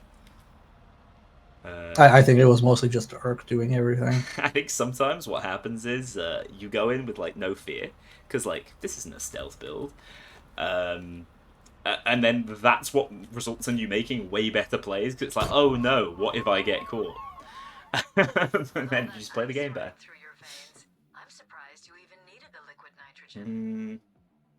Certain things like what you've just put there, Whistler, it's not really Mio's area of expertise or area of influence. I think you're aware, aren't you, that people have issues with how much we can communicate in game at the moment, Yes, be it by voice chat or typing. Obviously, that Yep, was slightly improved in the last update. Yeah, I'm aware of it, and the team is also definitely aware of it. But I try to stay in the camp of I'll only comment on things I work on. Yeah, that's fair enough. It literally just popped up in chat, and I'm just confirming that. Yeah, so with the addition of Renown, it's the closest thing we've got to what was Payday 2's Infamy system. Does that mean Infamy and how Infamy worked is off the table? This is essentially Infamy. It's just we already have the word Infamy involved in leveling. Is that what we're looking at for Renown? Oh man. So basically, if you go at the skills and progression dev diary now, I would say that a lot of things are outdated because of this pivot.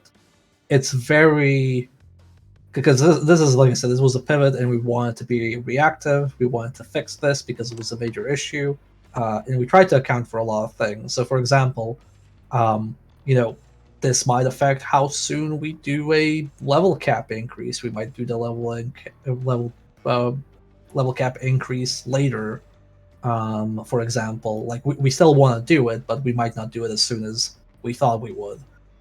In terms of resetting progression, like prestiging, I don't think that's something we're looking at right now. So you're probably gonna have to just rely on renown, and we're gonna look into ways down the line to better show off your renown to other players. Because right now you can only see your own renown. People can only see your infamy level. We want to show that off, to be something like a point of pride that you can show off. But again, being short notice, it's kind of like, why is it not per bag? Should we have delayed this infamy progression update to make it per bag? I think it's better that we did it sooner rather than later, but we'll probably evaluate when we want to add stuff we feel is missing.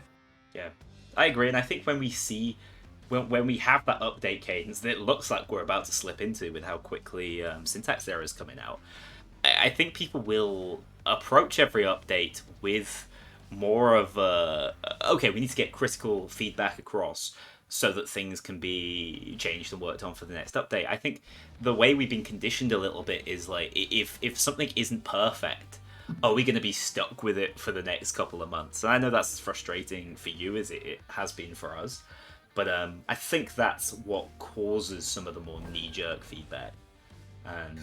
Because generally I think people quite like it. Yeah. Oh, we're getting an in-game progress game now. Oh, that's a rarity. So I think it's on a case-by-case basis when something should be pushed out sooner versus later. I think for the Infamy Points update, I think sooner was the correct decision. But, for example, I know that people are pretty eager to have changes to the armor meta, and I feel like that one is probably better at the pace we've planned to do it rather than rushing it, because it's also a thing of, well, if we rush the changing the armor meta and then we get a new meta, do we need to rush to change that meta? Is there being a meta inherently bad and debilitating, and can we maybe easing it up before we do big changes? Yeah, I get you. I just think that when we have that smoother update cadence, everyone's approach is going to be better from a feedback standpoint and an expectation standpoint as well. And I'm excited for that. I was genuinely quite surprised by how quickly we've got syntax error. So it's really good stuff. And speaking of syntax error and the upcoming update 3, we're getting a brand new perk deck, and we also know what every single skill does. So I think it's all free from NDA.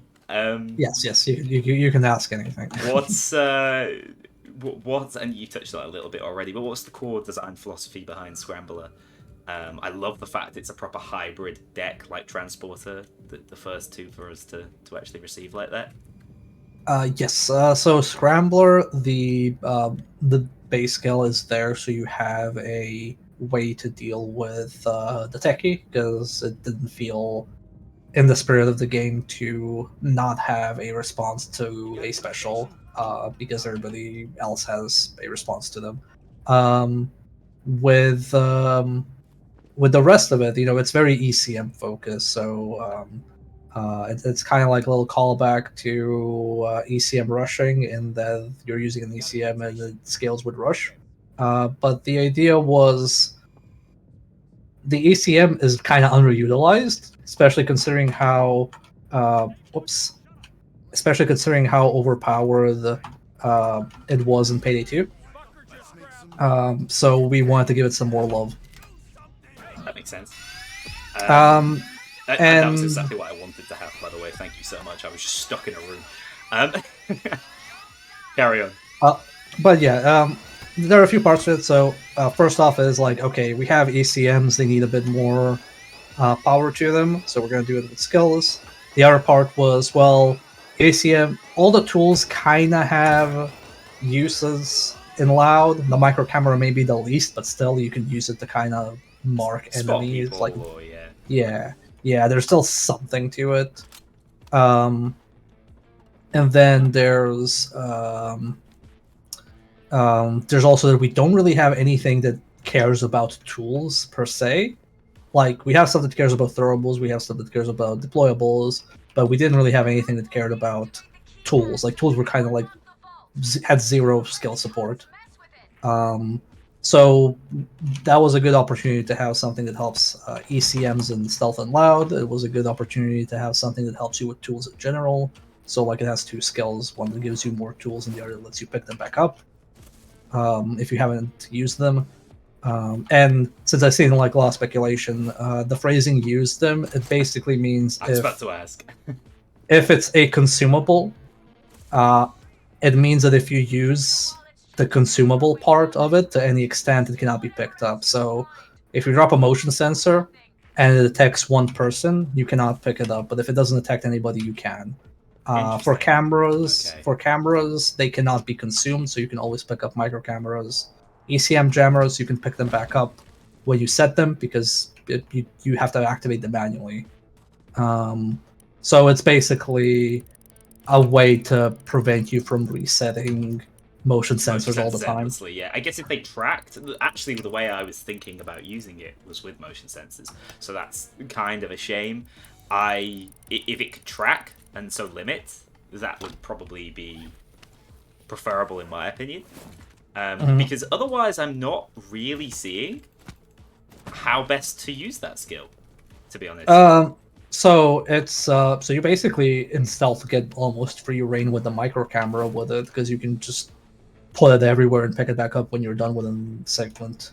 Okay, yeah, that specific use is definitely quite relevant. There's synergy with the ECM jammer skill that says if you put something if you put an ECM jammer half a meter away from a camera, it's disabled, so you can just place the ECM and then pick it up when you're done. Unactivated. Well, you didn't activate the ECM jammer. But it still does the effect of the skill. I didn't.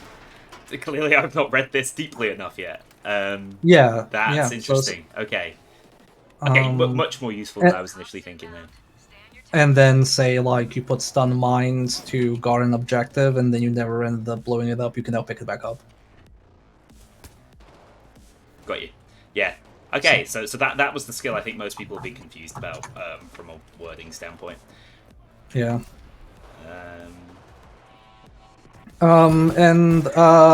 One also thing that's big about it, there's only one skill that actually cares about your ECM jammer, and that's the one that auto marks techies, FBI events, snipers, and cameras. Yeah, the loud one. All the other ones are generic. So anybody's ECM jammer can be active. If you have rush, you benefit from it. Cool. Okay. ECMs are definitely gonna shoot from the worst option in the game to the best, probably. Nothing wrong with that, I don't think. I think they're actually the most interesting option in the game now as well. Yeah, I mean, I think it's. I think it'll be fine because they require a skill investment. That's always kind of like the thing with me. How much does something require you invest skills in? Like, I'll always say I like the Ziv, but I'm not running the Ziv on a build that's not built around it.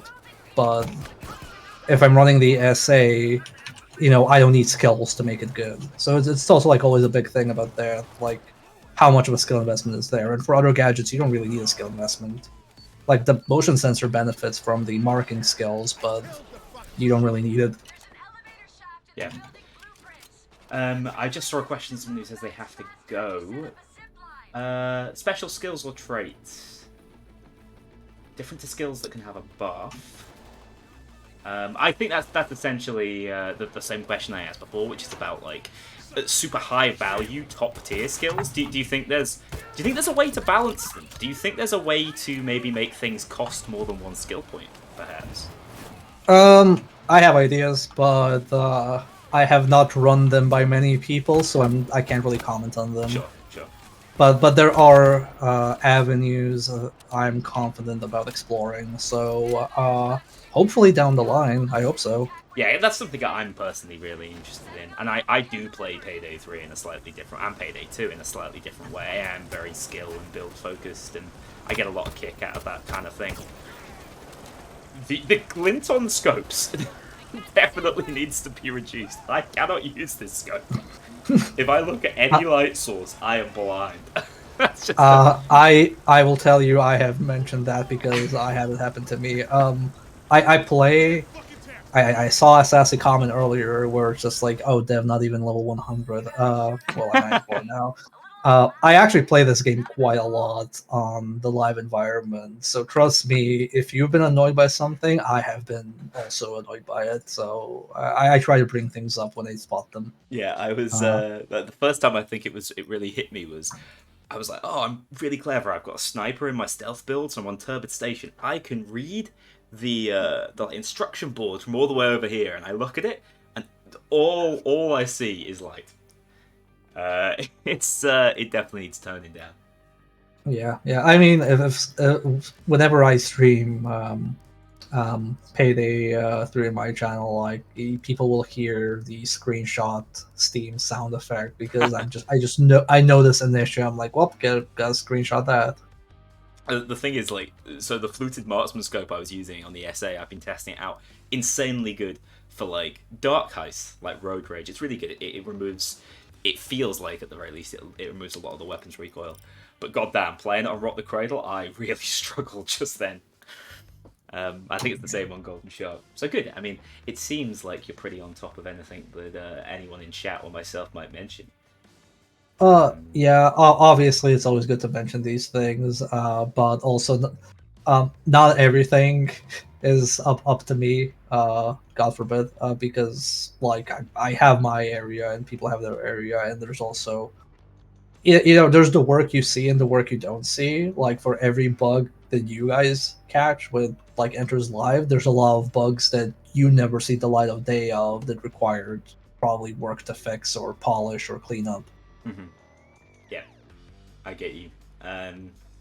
Stormy Pegasus, I did read your comment just before. One thing I didn't mention though, or that is actually quite an interesting part of it, is about certain parts of old maps or old heists being reworked. Are there any plans to like look at the starting heist and see, ooh, that's not really worked out? I imagine, just guessing, it's not said specifically, but I imagine it might involve certain circles. Oh, that. So that's mostly on. I'm not really on like level mechanics. Mm-hmm. Specifically, I will throw in a suggestion, obviously, as we all do at work, about like, maybe this would be good, maybe this would be bad, or something like that. So I can't really comment on that. That's on other people's plate. I will say that it has been noted that people are not fans of the circles. Okay, and would it be something that the team is willing to change on Old Heist, do you think? I don't think I can really say that because Okay. I don't know. No worries. I think sometimes it works. Sometimes I think it feels like it feels like that objective was designed specifically for that area of the heist. Whereas other times it's like, oh, we don't want to use drills. This is now our drill replacement. And whilst it is more active, I do know, especially for solo players, it can be really frustrating. Syntax error, better have 29 Wi-Fi circles. See, Urk loves them. And then just one last thing for me. I don't want to know if you want to queue up for another heist. Maybe Cook-Off? Just since Sure. it just came out, because I think we do one more with my questions and then we take it to chat. Sure. I think it would be interesting. Obviously, you can't share too much, but should we be excited for the upcoming heist for the Syntax Era DLC? Is anything you can tell us that's not NDA'd just from what we've already seen? I can say that I like it. I've played it. I've played it, and I have genuinely enjoyed it. Mm-hmm. So that's probably the most I can say. Okay, I just Like, got excited after you talked about the new enemy. Nah, well, I know because you don't see it soon enough. Like, it's out next week, but Yeah, that's true. I haven't played it because I've been on vacation the previous 2 weeks, so I have not played it, but in a while. But when I played it, I had positive feedback to the team working on it, like genuine. I think it's fun. I think it has some cool set pieces, and I think it has a nice environment. Cool. And that is all that we've seen, and I agree with you. Like I said, I think it's really cool that you can find where the heists are actually set in the real world. Yeah. That absolutely fascinates me.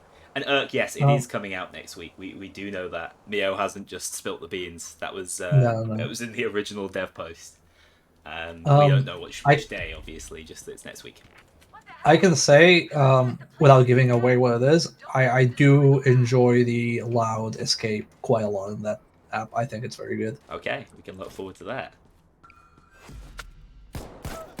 And I feel like since we're on it, it would be fitting to just quickly touch on classic heists. We've already touched on quite a few Payday 2 systems that maybe haven't made it, or might make it in the future, or be iterated upon. What do you think about the Payday 2 heists? How well do you think they suit how you've changed the Payday 3 gameplay? I think Turbid Station is interesting. I would really love us to one day do Golden Grin. This is not a confirmation if we're doing it because I don't pick these heists. But I think Golden Grin would work really well in the stealth. I think it's gonna be on a per heist basis. I have this morbid curiosity of how well would Heat Street work with Payday 3 system, because I'm the opinion it's very movement based, it's very open. You would probably be completely shredded. But I'm kind of just curious, like, oh, would that actually play well? It's fascinating because I think the way things have worked out, the heists that are relatively hard in Payday 2 on the hardest difficulty are probably also the heists that are would be really hard on Payday 3. It's like a very wide open goat sim or something. It wouldn't really suit the way attrition works. So yeah, it would be fascinating to see. But I do think there's some carryover, especially in loud gameplay. Stealth, I think, is going to need a lot more work, and that's why we saw Turbid Station change quite a bit in terms of mechanics. So, are you happy to be working with Payday 2 heists? I mean, I think it's fine. I know there's like obviously like different takes on bringing overworld content. I think a lot of the Payday 2 heists are iconic. Like, I would love to see, I mentioned Golden Grin. I would love to see Panic Room. I think Panic Room is a fantastic heist. Yeah. Because something that Payday, the Heist, and Payday 2 are very good at is like set pieces. Like I say, I think they are games that are very good at a cool premise and then figuring out how to implement it in the game. And I think it would be a shame to ignore that. I'm all for more legacy heists coming back. Cool. That's good. That's good to hear. Even though you're not fronting the level design, things can be built around them in the future. Because I think most people were excited about it. I think the most prevalent complaint is how quickly it's happened. But I don't think that was necessarily even part of a pivot. I think that's just No. just how well this fits. No, this was for anybody who is familiar with game development, they probably already guessed that this was decided way before launch. It had Yeah. nothing to do with that. I mean, with things like legacy heists, it's kind of like some things are easier and some things are harder. I think people underestimate just how much work goes into a heist premise and initial heist layout, and so on. Like making an original heist, like say Golden Shark. That's a lot of iteration until you get it right, or like under the surface. Just like on the premise and the setup alone. But I think people also overestimate how much work you save, because doing a remake heist is still a lot of work. Like you have to update the mechanics, you have to like update all the art, you have to make changes to accommodate it. Like it's more work than some people think, and even though it's a bit less work in some other ways. Yeah, I get you. I've generally been pretty impressed. Other than the well-known cook-off bug, I've had a lot of fun with it. It Yeah. was possibly the worst heist to have that sort of game-ending crash, but hey, people have managed 19 bags overkill now, haven't they? Yep. Not me. I refuse to do it in case it crashes, but here we are. Throw in a bit of muriatic acid. I thought also, and this is just because this is something I've seen you mention on your own Twitter, any interesting or funny stories from development that you can touch on that maybe people aren't aware of, or isn't NDA to hell? You can It's have always a like minute to this. think about that one. I don't want Yeah, to yeah. catch you out with it. Yeah, I'm working from the office tomorrow. I don't want to have any rough conversations. Someone once asked me, it's really difficult to comment because a lot of stuff, like there's some stuff that gets cut and then never sees the light of day, but there are some things that are like, okay, we're not shipping with this, and we're not planning on doing it soon, but we kind of want to do it, like at some point. So it's hard to comment on things like that. Of course. I will say, Are there any? I guess, like- systems- No, go on. No, I Just I trying have to help. something. So when we were doing the enemy specials, like when we were like trying to figure out, okay, what role do they have personality wise for voice direction and general vibe and so on, we tried to give them high school descriptions. So, for example, the dozer was the jock, the cloaker is the bully, the zapper is the weird kid, Okay. and like stuff like that. Like I believe one of the phrases for the zapper was "It's the weird kid who licks batteries," or something like that. And the one for the techie is online gamer. Oh wow. Okay. Interesting. So like Joy would be friends with. No, I think Joy would hate her. I think. Oh right. Okay. She's toxic.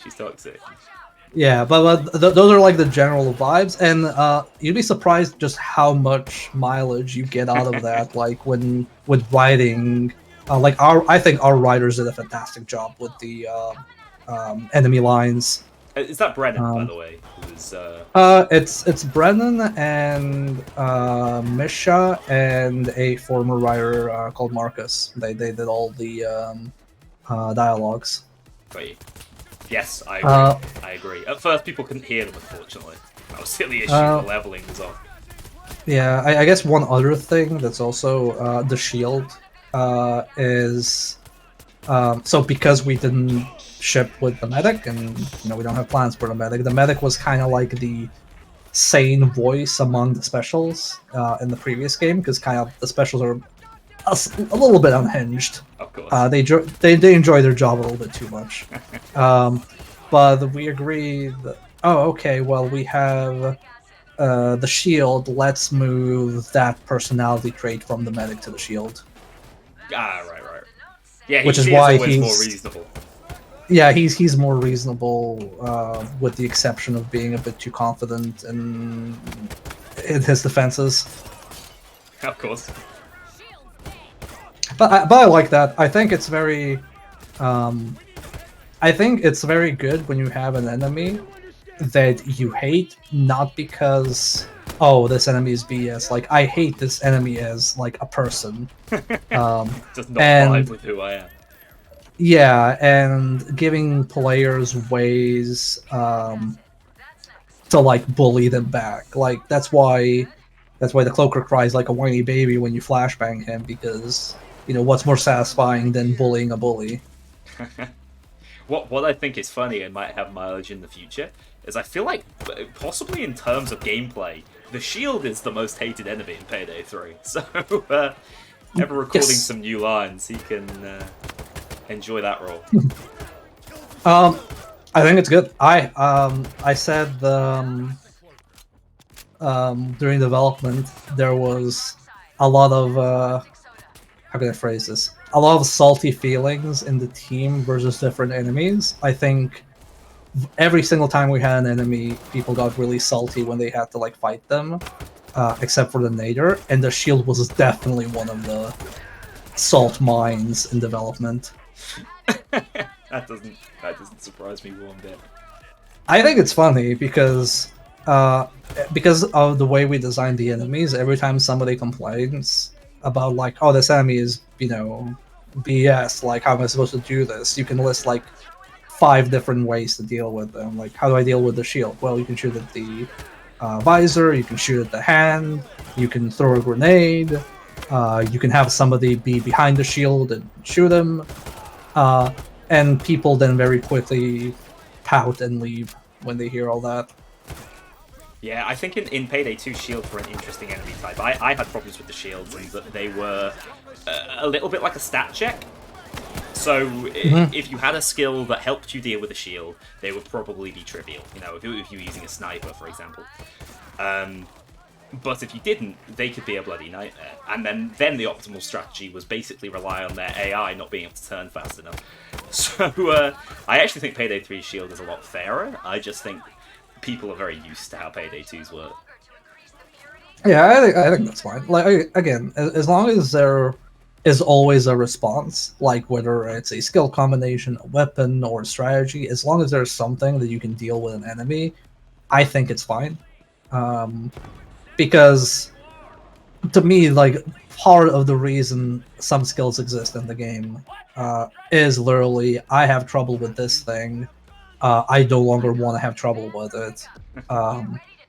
Like for example, the collateral control, the one where you're not affected by zapper batteries or grenade belts when you shoot them. That's gonna get updated, so it also affects environmental explosions.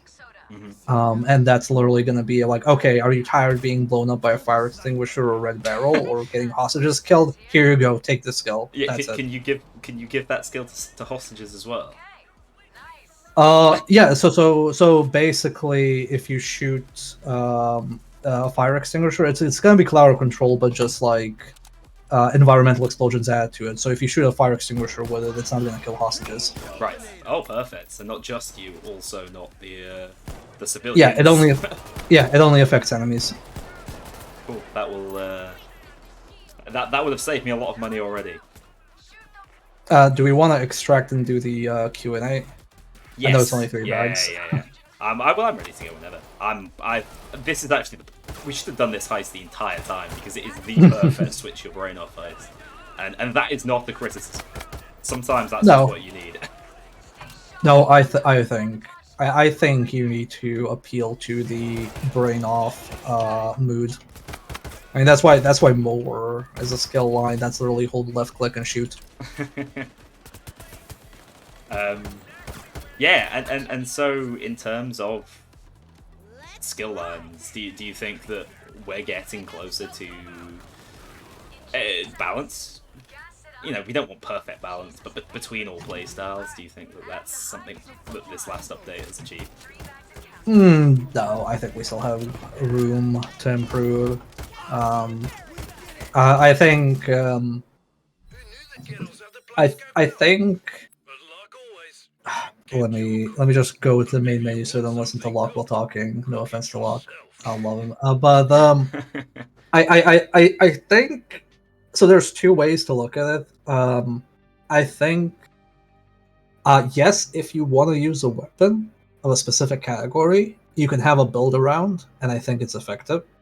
But I think people gravitate towards certain combinations more than others. Now, whether that is good or not is up to debate. I think there will always be the popular option, and there's no stopping that.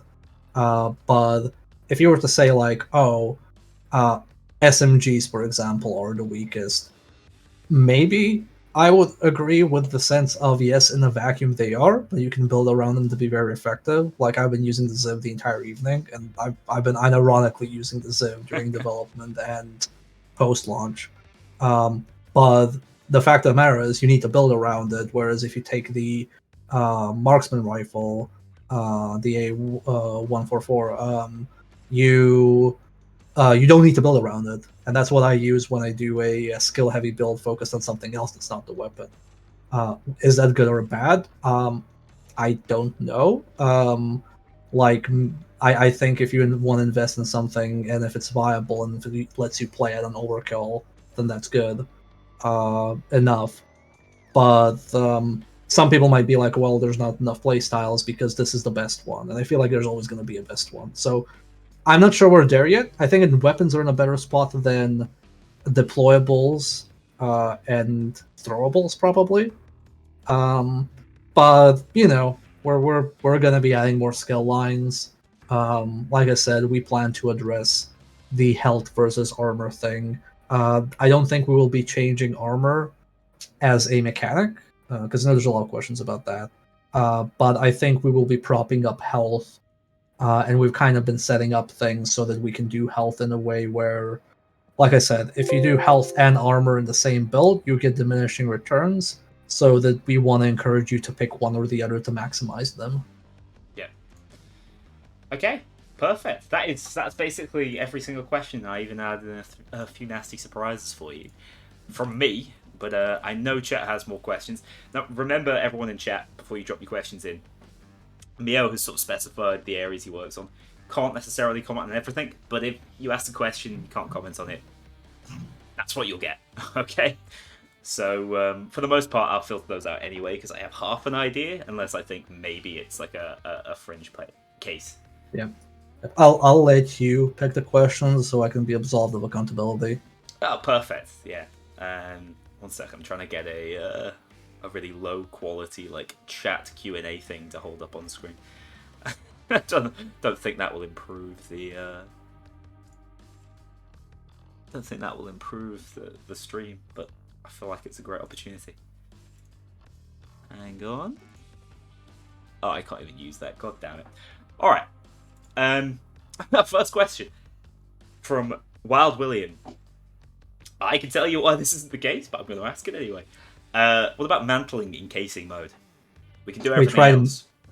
We tried mantling, we tried jumping in casing mode. It absolutely completely breaks stealth. Like Like we genuinely tried it because everybody was like, well, it's silly that I can't climb up this box or jump. Why are people arresting me for that? Why is that suspicious? We tried it. It just completely breaks the game. Like, it's not even interesting to play. Yeah, I mean, that's vaguely what I would say. I think you've told me before that it's something that's been tried, but it is interesting to see that it didn't work in practice. It's the kind of thing that I think modders would probably work on, and it would become the silent assassin of Payday 3, where it's obviously like easy mode because it circumvents so much of the difficulty. I'm guessing with that in mind, there was no way to really make it more challenging. That was kind of like a cut and dry, this breaks our system. Yep. We had it. It's not like, we tried it by, we turned it on, tested, and then turned it off. Like, no, we would. I think we had the game with the mantling in casing mode for like a month, and I think we had with the jumping for like 2 weeks. And jumping caused some technical issues that we would need to account for, but even ignoring the technical issues, it just trivializes stealth. Mm-hmm. Like, there needs to be a drawback of being masked on. Yeah, I agree with you completely. This is a quick one. Again, I think you might have heard is something that people are requesting, so it's just a quick mention. Loot notifications, when you toss loot in the van, that's something we've all been seriously missing. Was that cut intentionally to arcadey? So I don't know the exact reason why it's not in. I believe, but I'm not certain, that it has to do with the way we calculate loot, in the sense of there are stealth modifiers and like other payout modifiers that are not tied specifically to the actual bag. They're tied to like performance things. I think it might be that, but I cannot say for certain because it's a bit out of my scope. Yeah, I thought it might be a little bit, but it's a funny one because I get it. It is that dopamine spike that we're missing a little bit. I think that actually would encourage people to go for more loot more frequently. I'm going to slightly change this question because I know you've talked about overkill weapons before. Is there an overkill weapon that like interests you for the future, a concept that you think would be cool? I would love a flamethrower. I'm the guy that always brings flame weapons if a game has it, because I enjoy flame effects on enemies. So I would like a flamethrower when we have fire at some point. Perfect. That sounds good. I think that's a popular choice. Chermite, your question actually was answered just a little bit earlier. Yes, Renown will be viewable in the future, so you will actually. Right now, Renown doesn't really. It doesn't do what its name says it should, but that is something that will be worked on. That's correct, isn't it, Mia? You mentioned that before. Yeah. I don't have a timeline because that's not something that I am directly on, but I can say that when we discussed doing the Renown system, it has been discussed that yes, you should be able to show it off to other players, but when that will be, I have zero clue. Okay, but that's good. That's the system will improve then, and it'll work a little more like Infamy does in Payday 2. This is something that you mentioned at some point. I can't remember whether it was in a stream or a dev diary. More skill points in the future, especially with lines coming out as quickly as they are. So that I was a bit surprised that people were already requesting more skill points, because I have been getting the impression from the community in general that like, 21 skill points, that's enough skill points. We don't need any more. And now we've added 2 skill lines, and I've seen in multiple places people asking for more skill points now. So I don't know yet. I think from like a balancing perspective, for us, it's easiest and safest to do it on a more strict interval. Like, I'm not saying that we're going to do it in the end of year 1, but I think, after a year of updates and, seeing where the game is, how difficult it is, how many skill lines we've added, and all of that stuff, I think it's good for us to like look back and be like, okay, do we feel like more skill points are needed? Should we give it to players? Should we raise the so-called soft cap now? Yeah, I mean, I agree with you. This would make me unpopular probably because people always like more skill points to mess around with. I don't think we need more skill points yet. I think actually everything still fits in. My theory is that it's stealth players who've got used to being able to access every single stealth skill in the game, and now they're going to have to make build compromises. But I do think in the future it's the sort of thing that should probably expand as difficulty grows. Yeah, I see a comment of 1 per skill line seems fair. I will say that the reason it's like around 21 is because the longest a skill line can have is 7 points if you count the mastery and aced.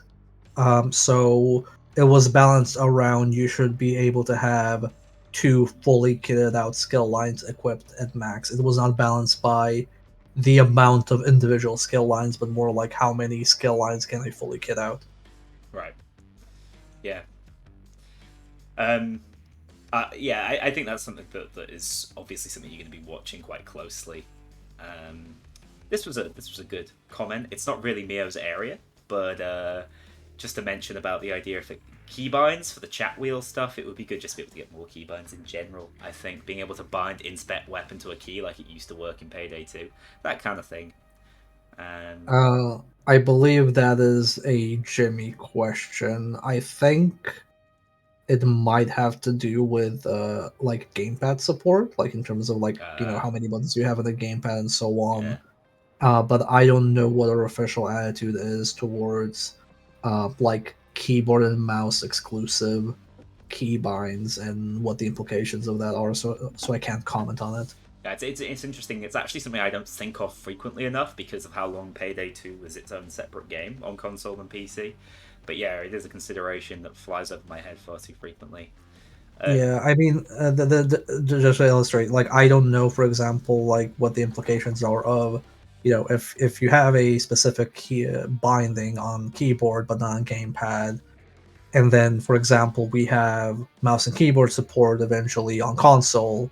Like, what does that mean? Should that mean that like keyboard and mouse and console has exclusive inputs? Is that okay with first party partners? Like, do they even allow that? So I think it's like, it seems like it's a very clear cut thing, but I don't think I think it's probably more complicated than even I think it is. Yeah, more than likely, from my experience with the whole console side of things, it probably is far more complicated than I'm realizing. Game Freak. So in any specific questions about bugs, for the most part, yeah, I know that one has been reported since the first patch.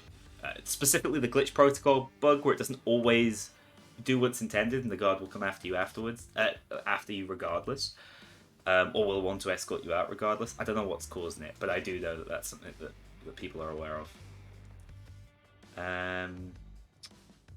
So LMGs, they're always an interesting point of discussion. Whether or not they should be overkill weapons in your eyes. Are we talking my personal opinion? We can always talk your personal opinion. That way, it's not it's not leaking anything. My personal opinion is I don't know if every LMG would be an overkill weapon. I feel like something like a more imposing LMG would make sense to be an overkill weapon, like something like big and massive. But there are also, smaller LMGs. They're still like big as their LMGs, but they're not like overkill big. So maybe there is space for it there, but that is my personal opinion, and I am not on weapons. Got you. Yeah, it's easier that way anyway. You can always just give your personal opinion on things, unless it's a really specific question about an upcoming update or something that you can talk about. So this has always been an interesting thing. Why did you decide to balance cloakers around not being able to take down AI? Because the offshoot of that is that they will target AI and then go for you. Yeah, so this kind of ties into the other question that I'm just gonna intercept, which is why can't crew AI revive each other? a lot of it has to do with like encouraging passive gameplay. So let's say, like for example, we know we have a limit of 2 specials, and we know that you can only have 1 cloaker at a time. Like we don't spawn 2 cloakers yet, at least, because it's not built around that. That's ominous.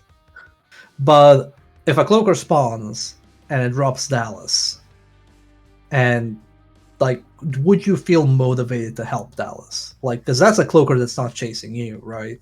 And if there's like there's a zapper and there's a cloaker, and they're one on each bot, and you're about to escape or run away, why would you help them? Like, why would you bother with that?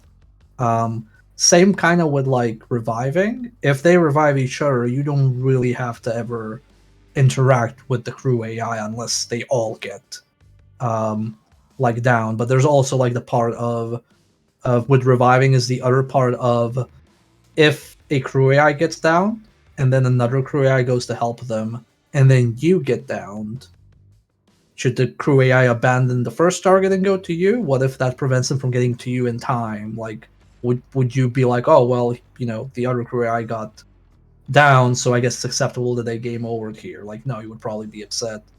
I'm not saying that like the decision to not have them do that, whether it's like the specials attacking them or them reviving each other, is the correct decision. It's more just I'm worried if we like implement it, and then it leads to people just playing passively when they're playing solo, that then we have to reconsider, do we actually remove that? And chances are we won't remove it, or if we remove it, people are going to be upset we removed it. So I don't have the correct answer, but that is currently the reasoning why it's like that. Basically, it's scary for designers. Yeah, I get it. It does create a lot more complications and also question marks, like the trolley problem, except with AI logic. Exactly. This is just a question I've seen asked a few times, and I know CityMech's a really dedicated player. Who's a really high level.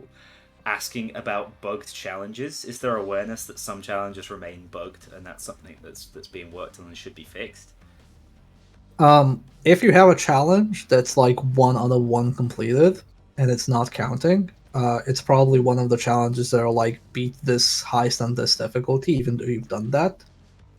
Those used to be bugged, and we fixed them, but sadly it means you have to do them again on that specific difficulty. So if you have a challenge like beat under the surface after the assault has started on hard, but you only play on overkill, just do it once on hard and it should complete. If there are other ones, I am personally not aware of that. Yeah, but I've got one quick example, which is road rage seems to be counting to 280, which I don't think is right. Is probably not right.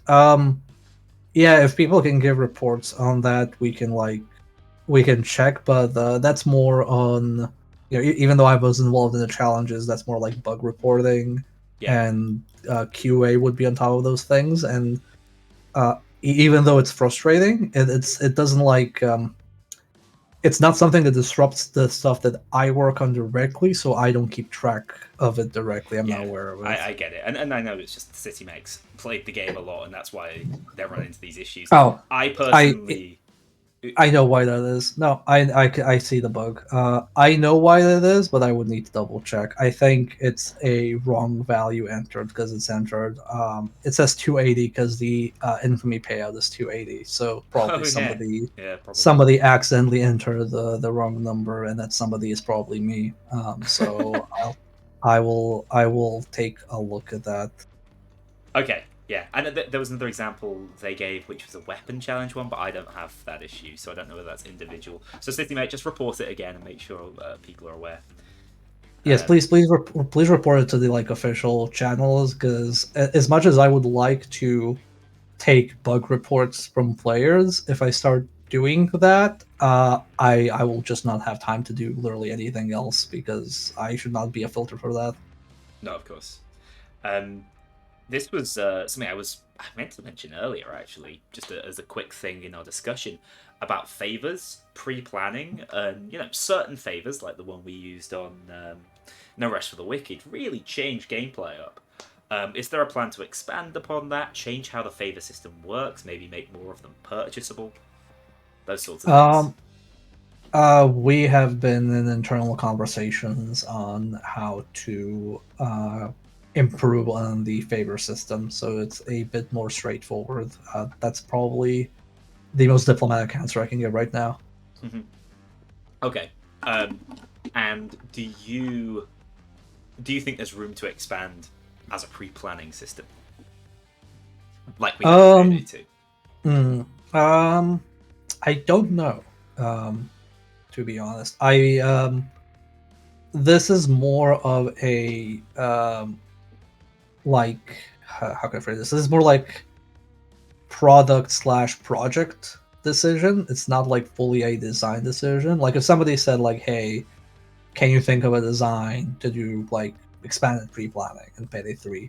We could probably come up with a design, but it's kind of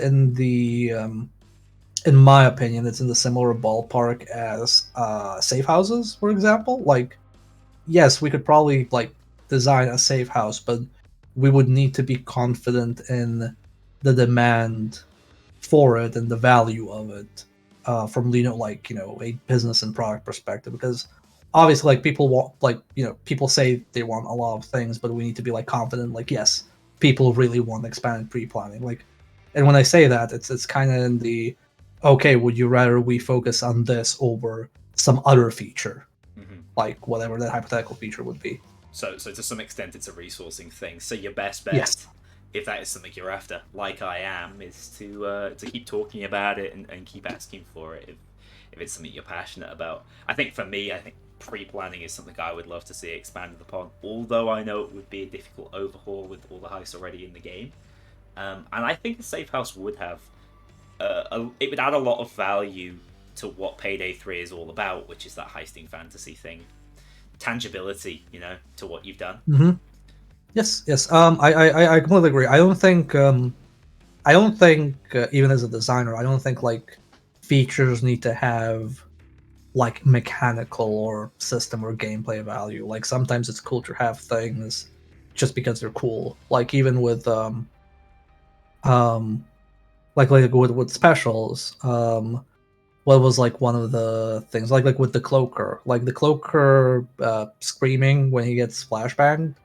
That wasn't in the initial design. I didn't come up with that. That was an audio designer. The audio designer just came over and said like, "Hey, wouldn't it be funny if you threw a flashbang and then the cloaker screamed, haha," and then everybody went, "Actually, yeah, let's do that." So it doesn't really have. It's not a strategy you can play around. It's just like a funny thing, and I think it adds value to the game. And I think in the same way, even if a safe house didn't really have mechanical value, although if we did, we would probably like put some sort of value to it. I think just adding atmosphere and fantasy like to the game helps a lot. Like heck, even some of the skills are there, just like slamming through a door. I don't think it's actually like from the escapist. I don't think it's like that good of a skill, but it feels good. It's funny. Yeah. That one has some value, actually. It's not terrible. Stuff like pin puller are really hard to make use of, but they're really cool.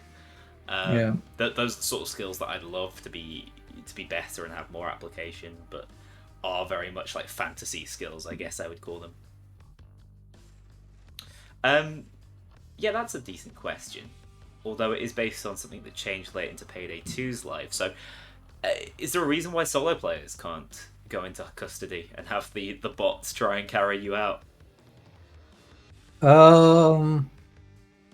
I actually don't know why that is the way it is. I also don't know. I don't know why it works like that, but I also don't know why it would not work like that. That would be like kind of my expectation. But if you ask me off the top of my head, does it work like that in Vermintide or does it work like that in Left 4 Dead? I would actually not know the answer. Yeah, I don't believe it does. I think it was added to Payday 2 later in the game's life. For solo players, they requested it. And I think the reason why it might work in Payday 3 is because you've got skills in the manipulator tree, that would literally reduce that custody timer to a more manageable amount. Meaning maybe the Um, crew AI could survive 10 to 20 seconds, you know? I mean, I got low key upset when I played. I think earlier this week or over the weekend, because I run and one build menacing and Stockholm syndrome, and we all got downed, and I could have just intimidated a cop for him to pick me up, but we game over because we were all All down. down. Yeah, that's really Yeah, frustrating. Yeah. yeah. So I get I don't have that's how it works. That's how we designed it. That's how I guess I also like contributed to designing it. But there are frustrating moments like that. Maybe some of them are avoidable, some not. I don't know about the boss autoplay thing that would probably require possibly more work on crew AI in general if we were to ever do it. Okay. Yeah. Okay. I think the questions would keep coming forever, so I'll try and narrow it down to just a few more to ask while I've got you here. Mhm. One question that I haven't asked yet because I'm not really sure how best to phrase it is something we did touch on a little earlier around the player base, the size of the current player base, and also the potential splitting of the player base. I've seen Nikolai asking about that a few times. What's going to happen with the DLC updates, for example? What are your thoughts and feelings, and are you confident that won't be an issue? My thoughts and feelings, and this is something that I believe Andreas mentioned on one of the streams, is we used to have quick play, but we had to like remove it from launch due to some issues. My take is that we should, you know, like solve that issue by getting quick play in back again. But in the sense of when that will be, I have actually zero insight because that is like not a design question. That's more like a lot of other questions. There's probably going to be. I would recommend trying to play with friends when you can. Trying to play with like peak hours in your area and things like that. Trying out different maps. And I am hoping that we add quick play sooner rather than later so that we can ease in matchmaking for everybody. Worst case scenario is if you don't have friends who play Payday. Um, I would also recommend checking out the official Payday 3 Discord. I know it's not ideal to have to go to Discord to get matches, but if you reliably want to play that way instead of with bots, I know there's always groups and there's a looking for group channels, so I'm sure you can find decent people to play with. Yeah, and that seems like a fair answer. I know a lot of people are saying CrimeNet needs to come back. It's the easiest way to do it. I do think quietly CrimeNet solves so many Payday 2 problems the game never even knew it was going to have. So I have always been disappointed that you moved away from it. I don't know whether you have much experience with that. I mean, I know how CrimeNet works.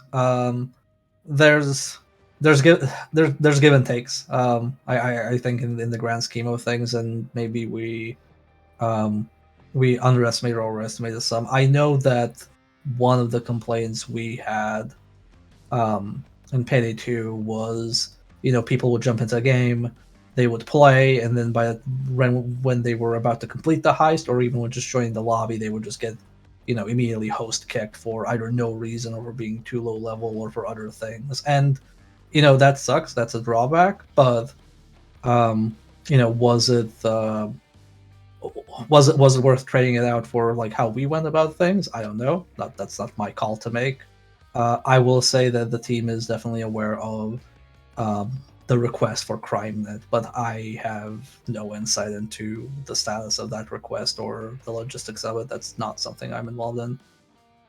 Yeah, I get you. I do think that as much as anything, actually, the loss of CrimeNet has impacted the player numbers. I just think it's about feedback of what heists are taking place, what heists you can join. I just think it's an ingenious system that I didn't even know I liked until I didn't have it anymore. But that's just my opinion on it.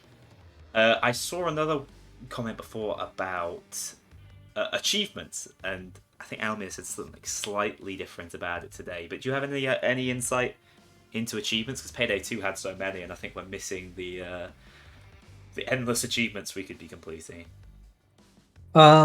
So I believe and this is not me throwing the blame on consoles or anything like that, but I think like it's much harder to add achievements on first party platforms than it is on Steam. Like Steam kind of just lets you do whatever. But regardless of what you may think, there is apparently a sanctity to the gamer score and the trophy points. No. So you have a particular budget of how many you can put in and where. I don't know the exact rules of it, so don't take my word at it. But we try to offload these things to challenges now, so there are no achievements for the legacy heist, and there's I believe no achievements for syntax error that are added. However, not, I know that it's easier to show off achievements than it is challenges. We have made a note of it, and we are exploring some stuff to make it so it's more desirable to complete certain challenges. But that's kind of like in the exploratory phase right now. Okay, that's definitely something people are clamoring for. I think Payday 2's complete freedom, being a separate branch basically on PC, has set that expectation. So it's people want it met, which I get. I think challenges cover it to an extent, but maybe they need to be either more rewarding in terms of IP or reward something specific. Because we have achievements to do that in Payday 2. Yeah, that's kind of my attitude as well. There's a lot of ways how other games do it. Like if you go into MMOs and you have like MMO achievements and you complete an achievement, they give you like specific titles, and then you put a specific title on your name, and then everybody who sees you knows you completed this weird achievement. There are ways to do that with the challenge system. I would say that right now we probably want to prioritize some other things with the challenges, because they're probably like more say like a more higher priority functionality things we want to add to them. But I think long term we would probably look into challenges to make them more valuable or as desirable as Steam achievements were. And how we go about that is again something we need to figure out. Yeah. Okay. Thank you for all those answers, Mio. It was an absolute pleasure talking to you. Thank you everyone in the chat for asking the questions. I think it was they were really good questions, but also I appreciate that I feel comfortable asking Mio them because your answers are just so open and candid. So that was a really good experience for me. I hope it was all right for you. You didn't feel too under the cosh. No, it's fine. I guess I'll let you know tomorrow when I go into work. But no, it's fine. No, I'm fairly confident. I'm fairly confident I have not said anything that people will hold against me, because at the end of the day, we make this game for players. We say we care about the community. I kind of feel like if we say that, we kind of need to, show that. Then we do that with streams. We do that with like the Starbreeze partner program, like helping you guys get reliable info there to players as well, and like stuff like this. And if we say we're doing something, we it's on us to actually like deliver on that. And we might not have all the answers, but we're trying our best here. No, I really appreciate it. Some jokes is in the chat. Yeah, I see Jimmy with that joke. Jimmy's gonna get one less chocolate Serbian chocolate bar tomorrow. Good stuff. All right. So yeah, thank you everybody. That was brilliant. Really enjoyed it. All right. Thank you for having me. I'm gonna sign off with the stream, but I'll just thank you privately afterwards as well. I think it was a massive effort. All right, guys. Take care. I will see you all very soon. I'm glad you enjoyed. So it seems. Yep. Most good times.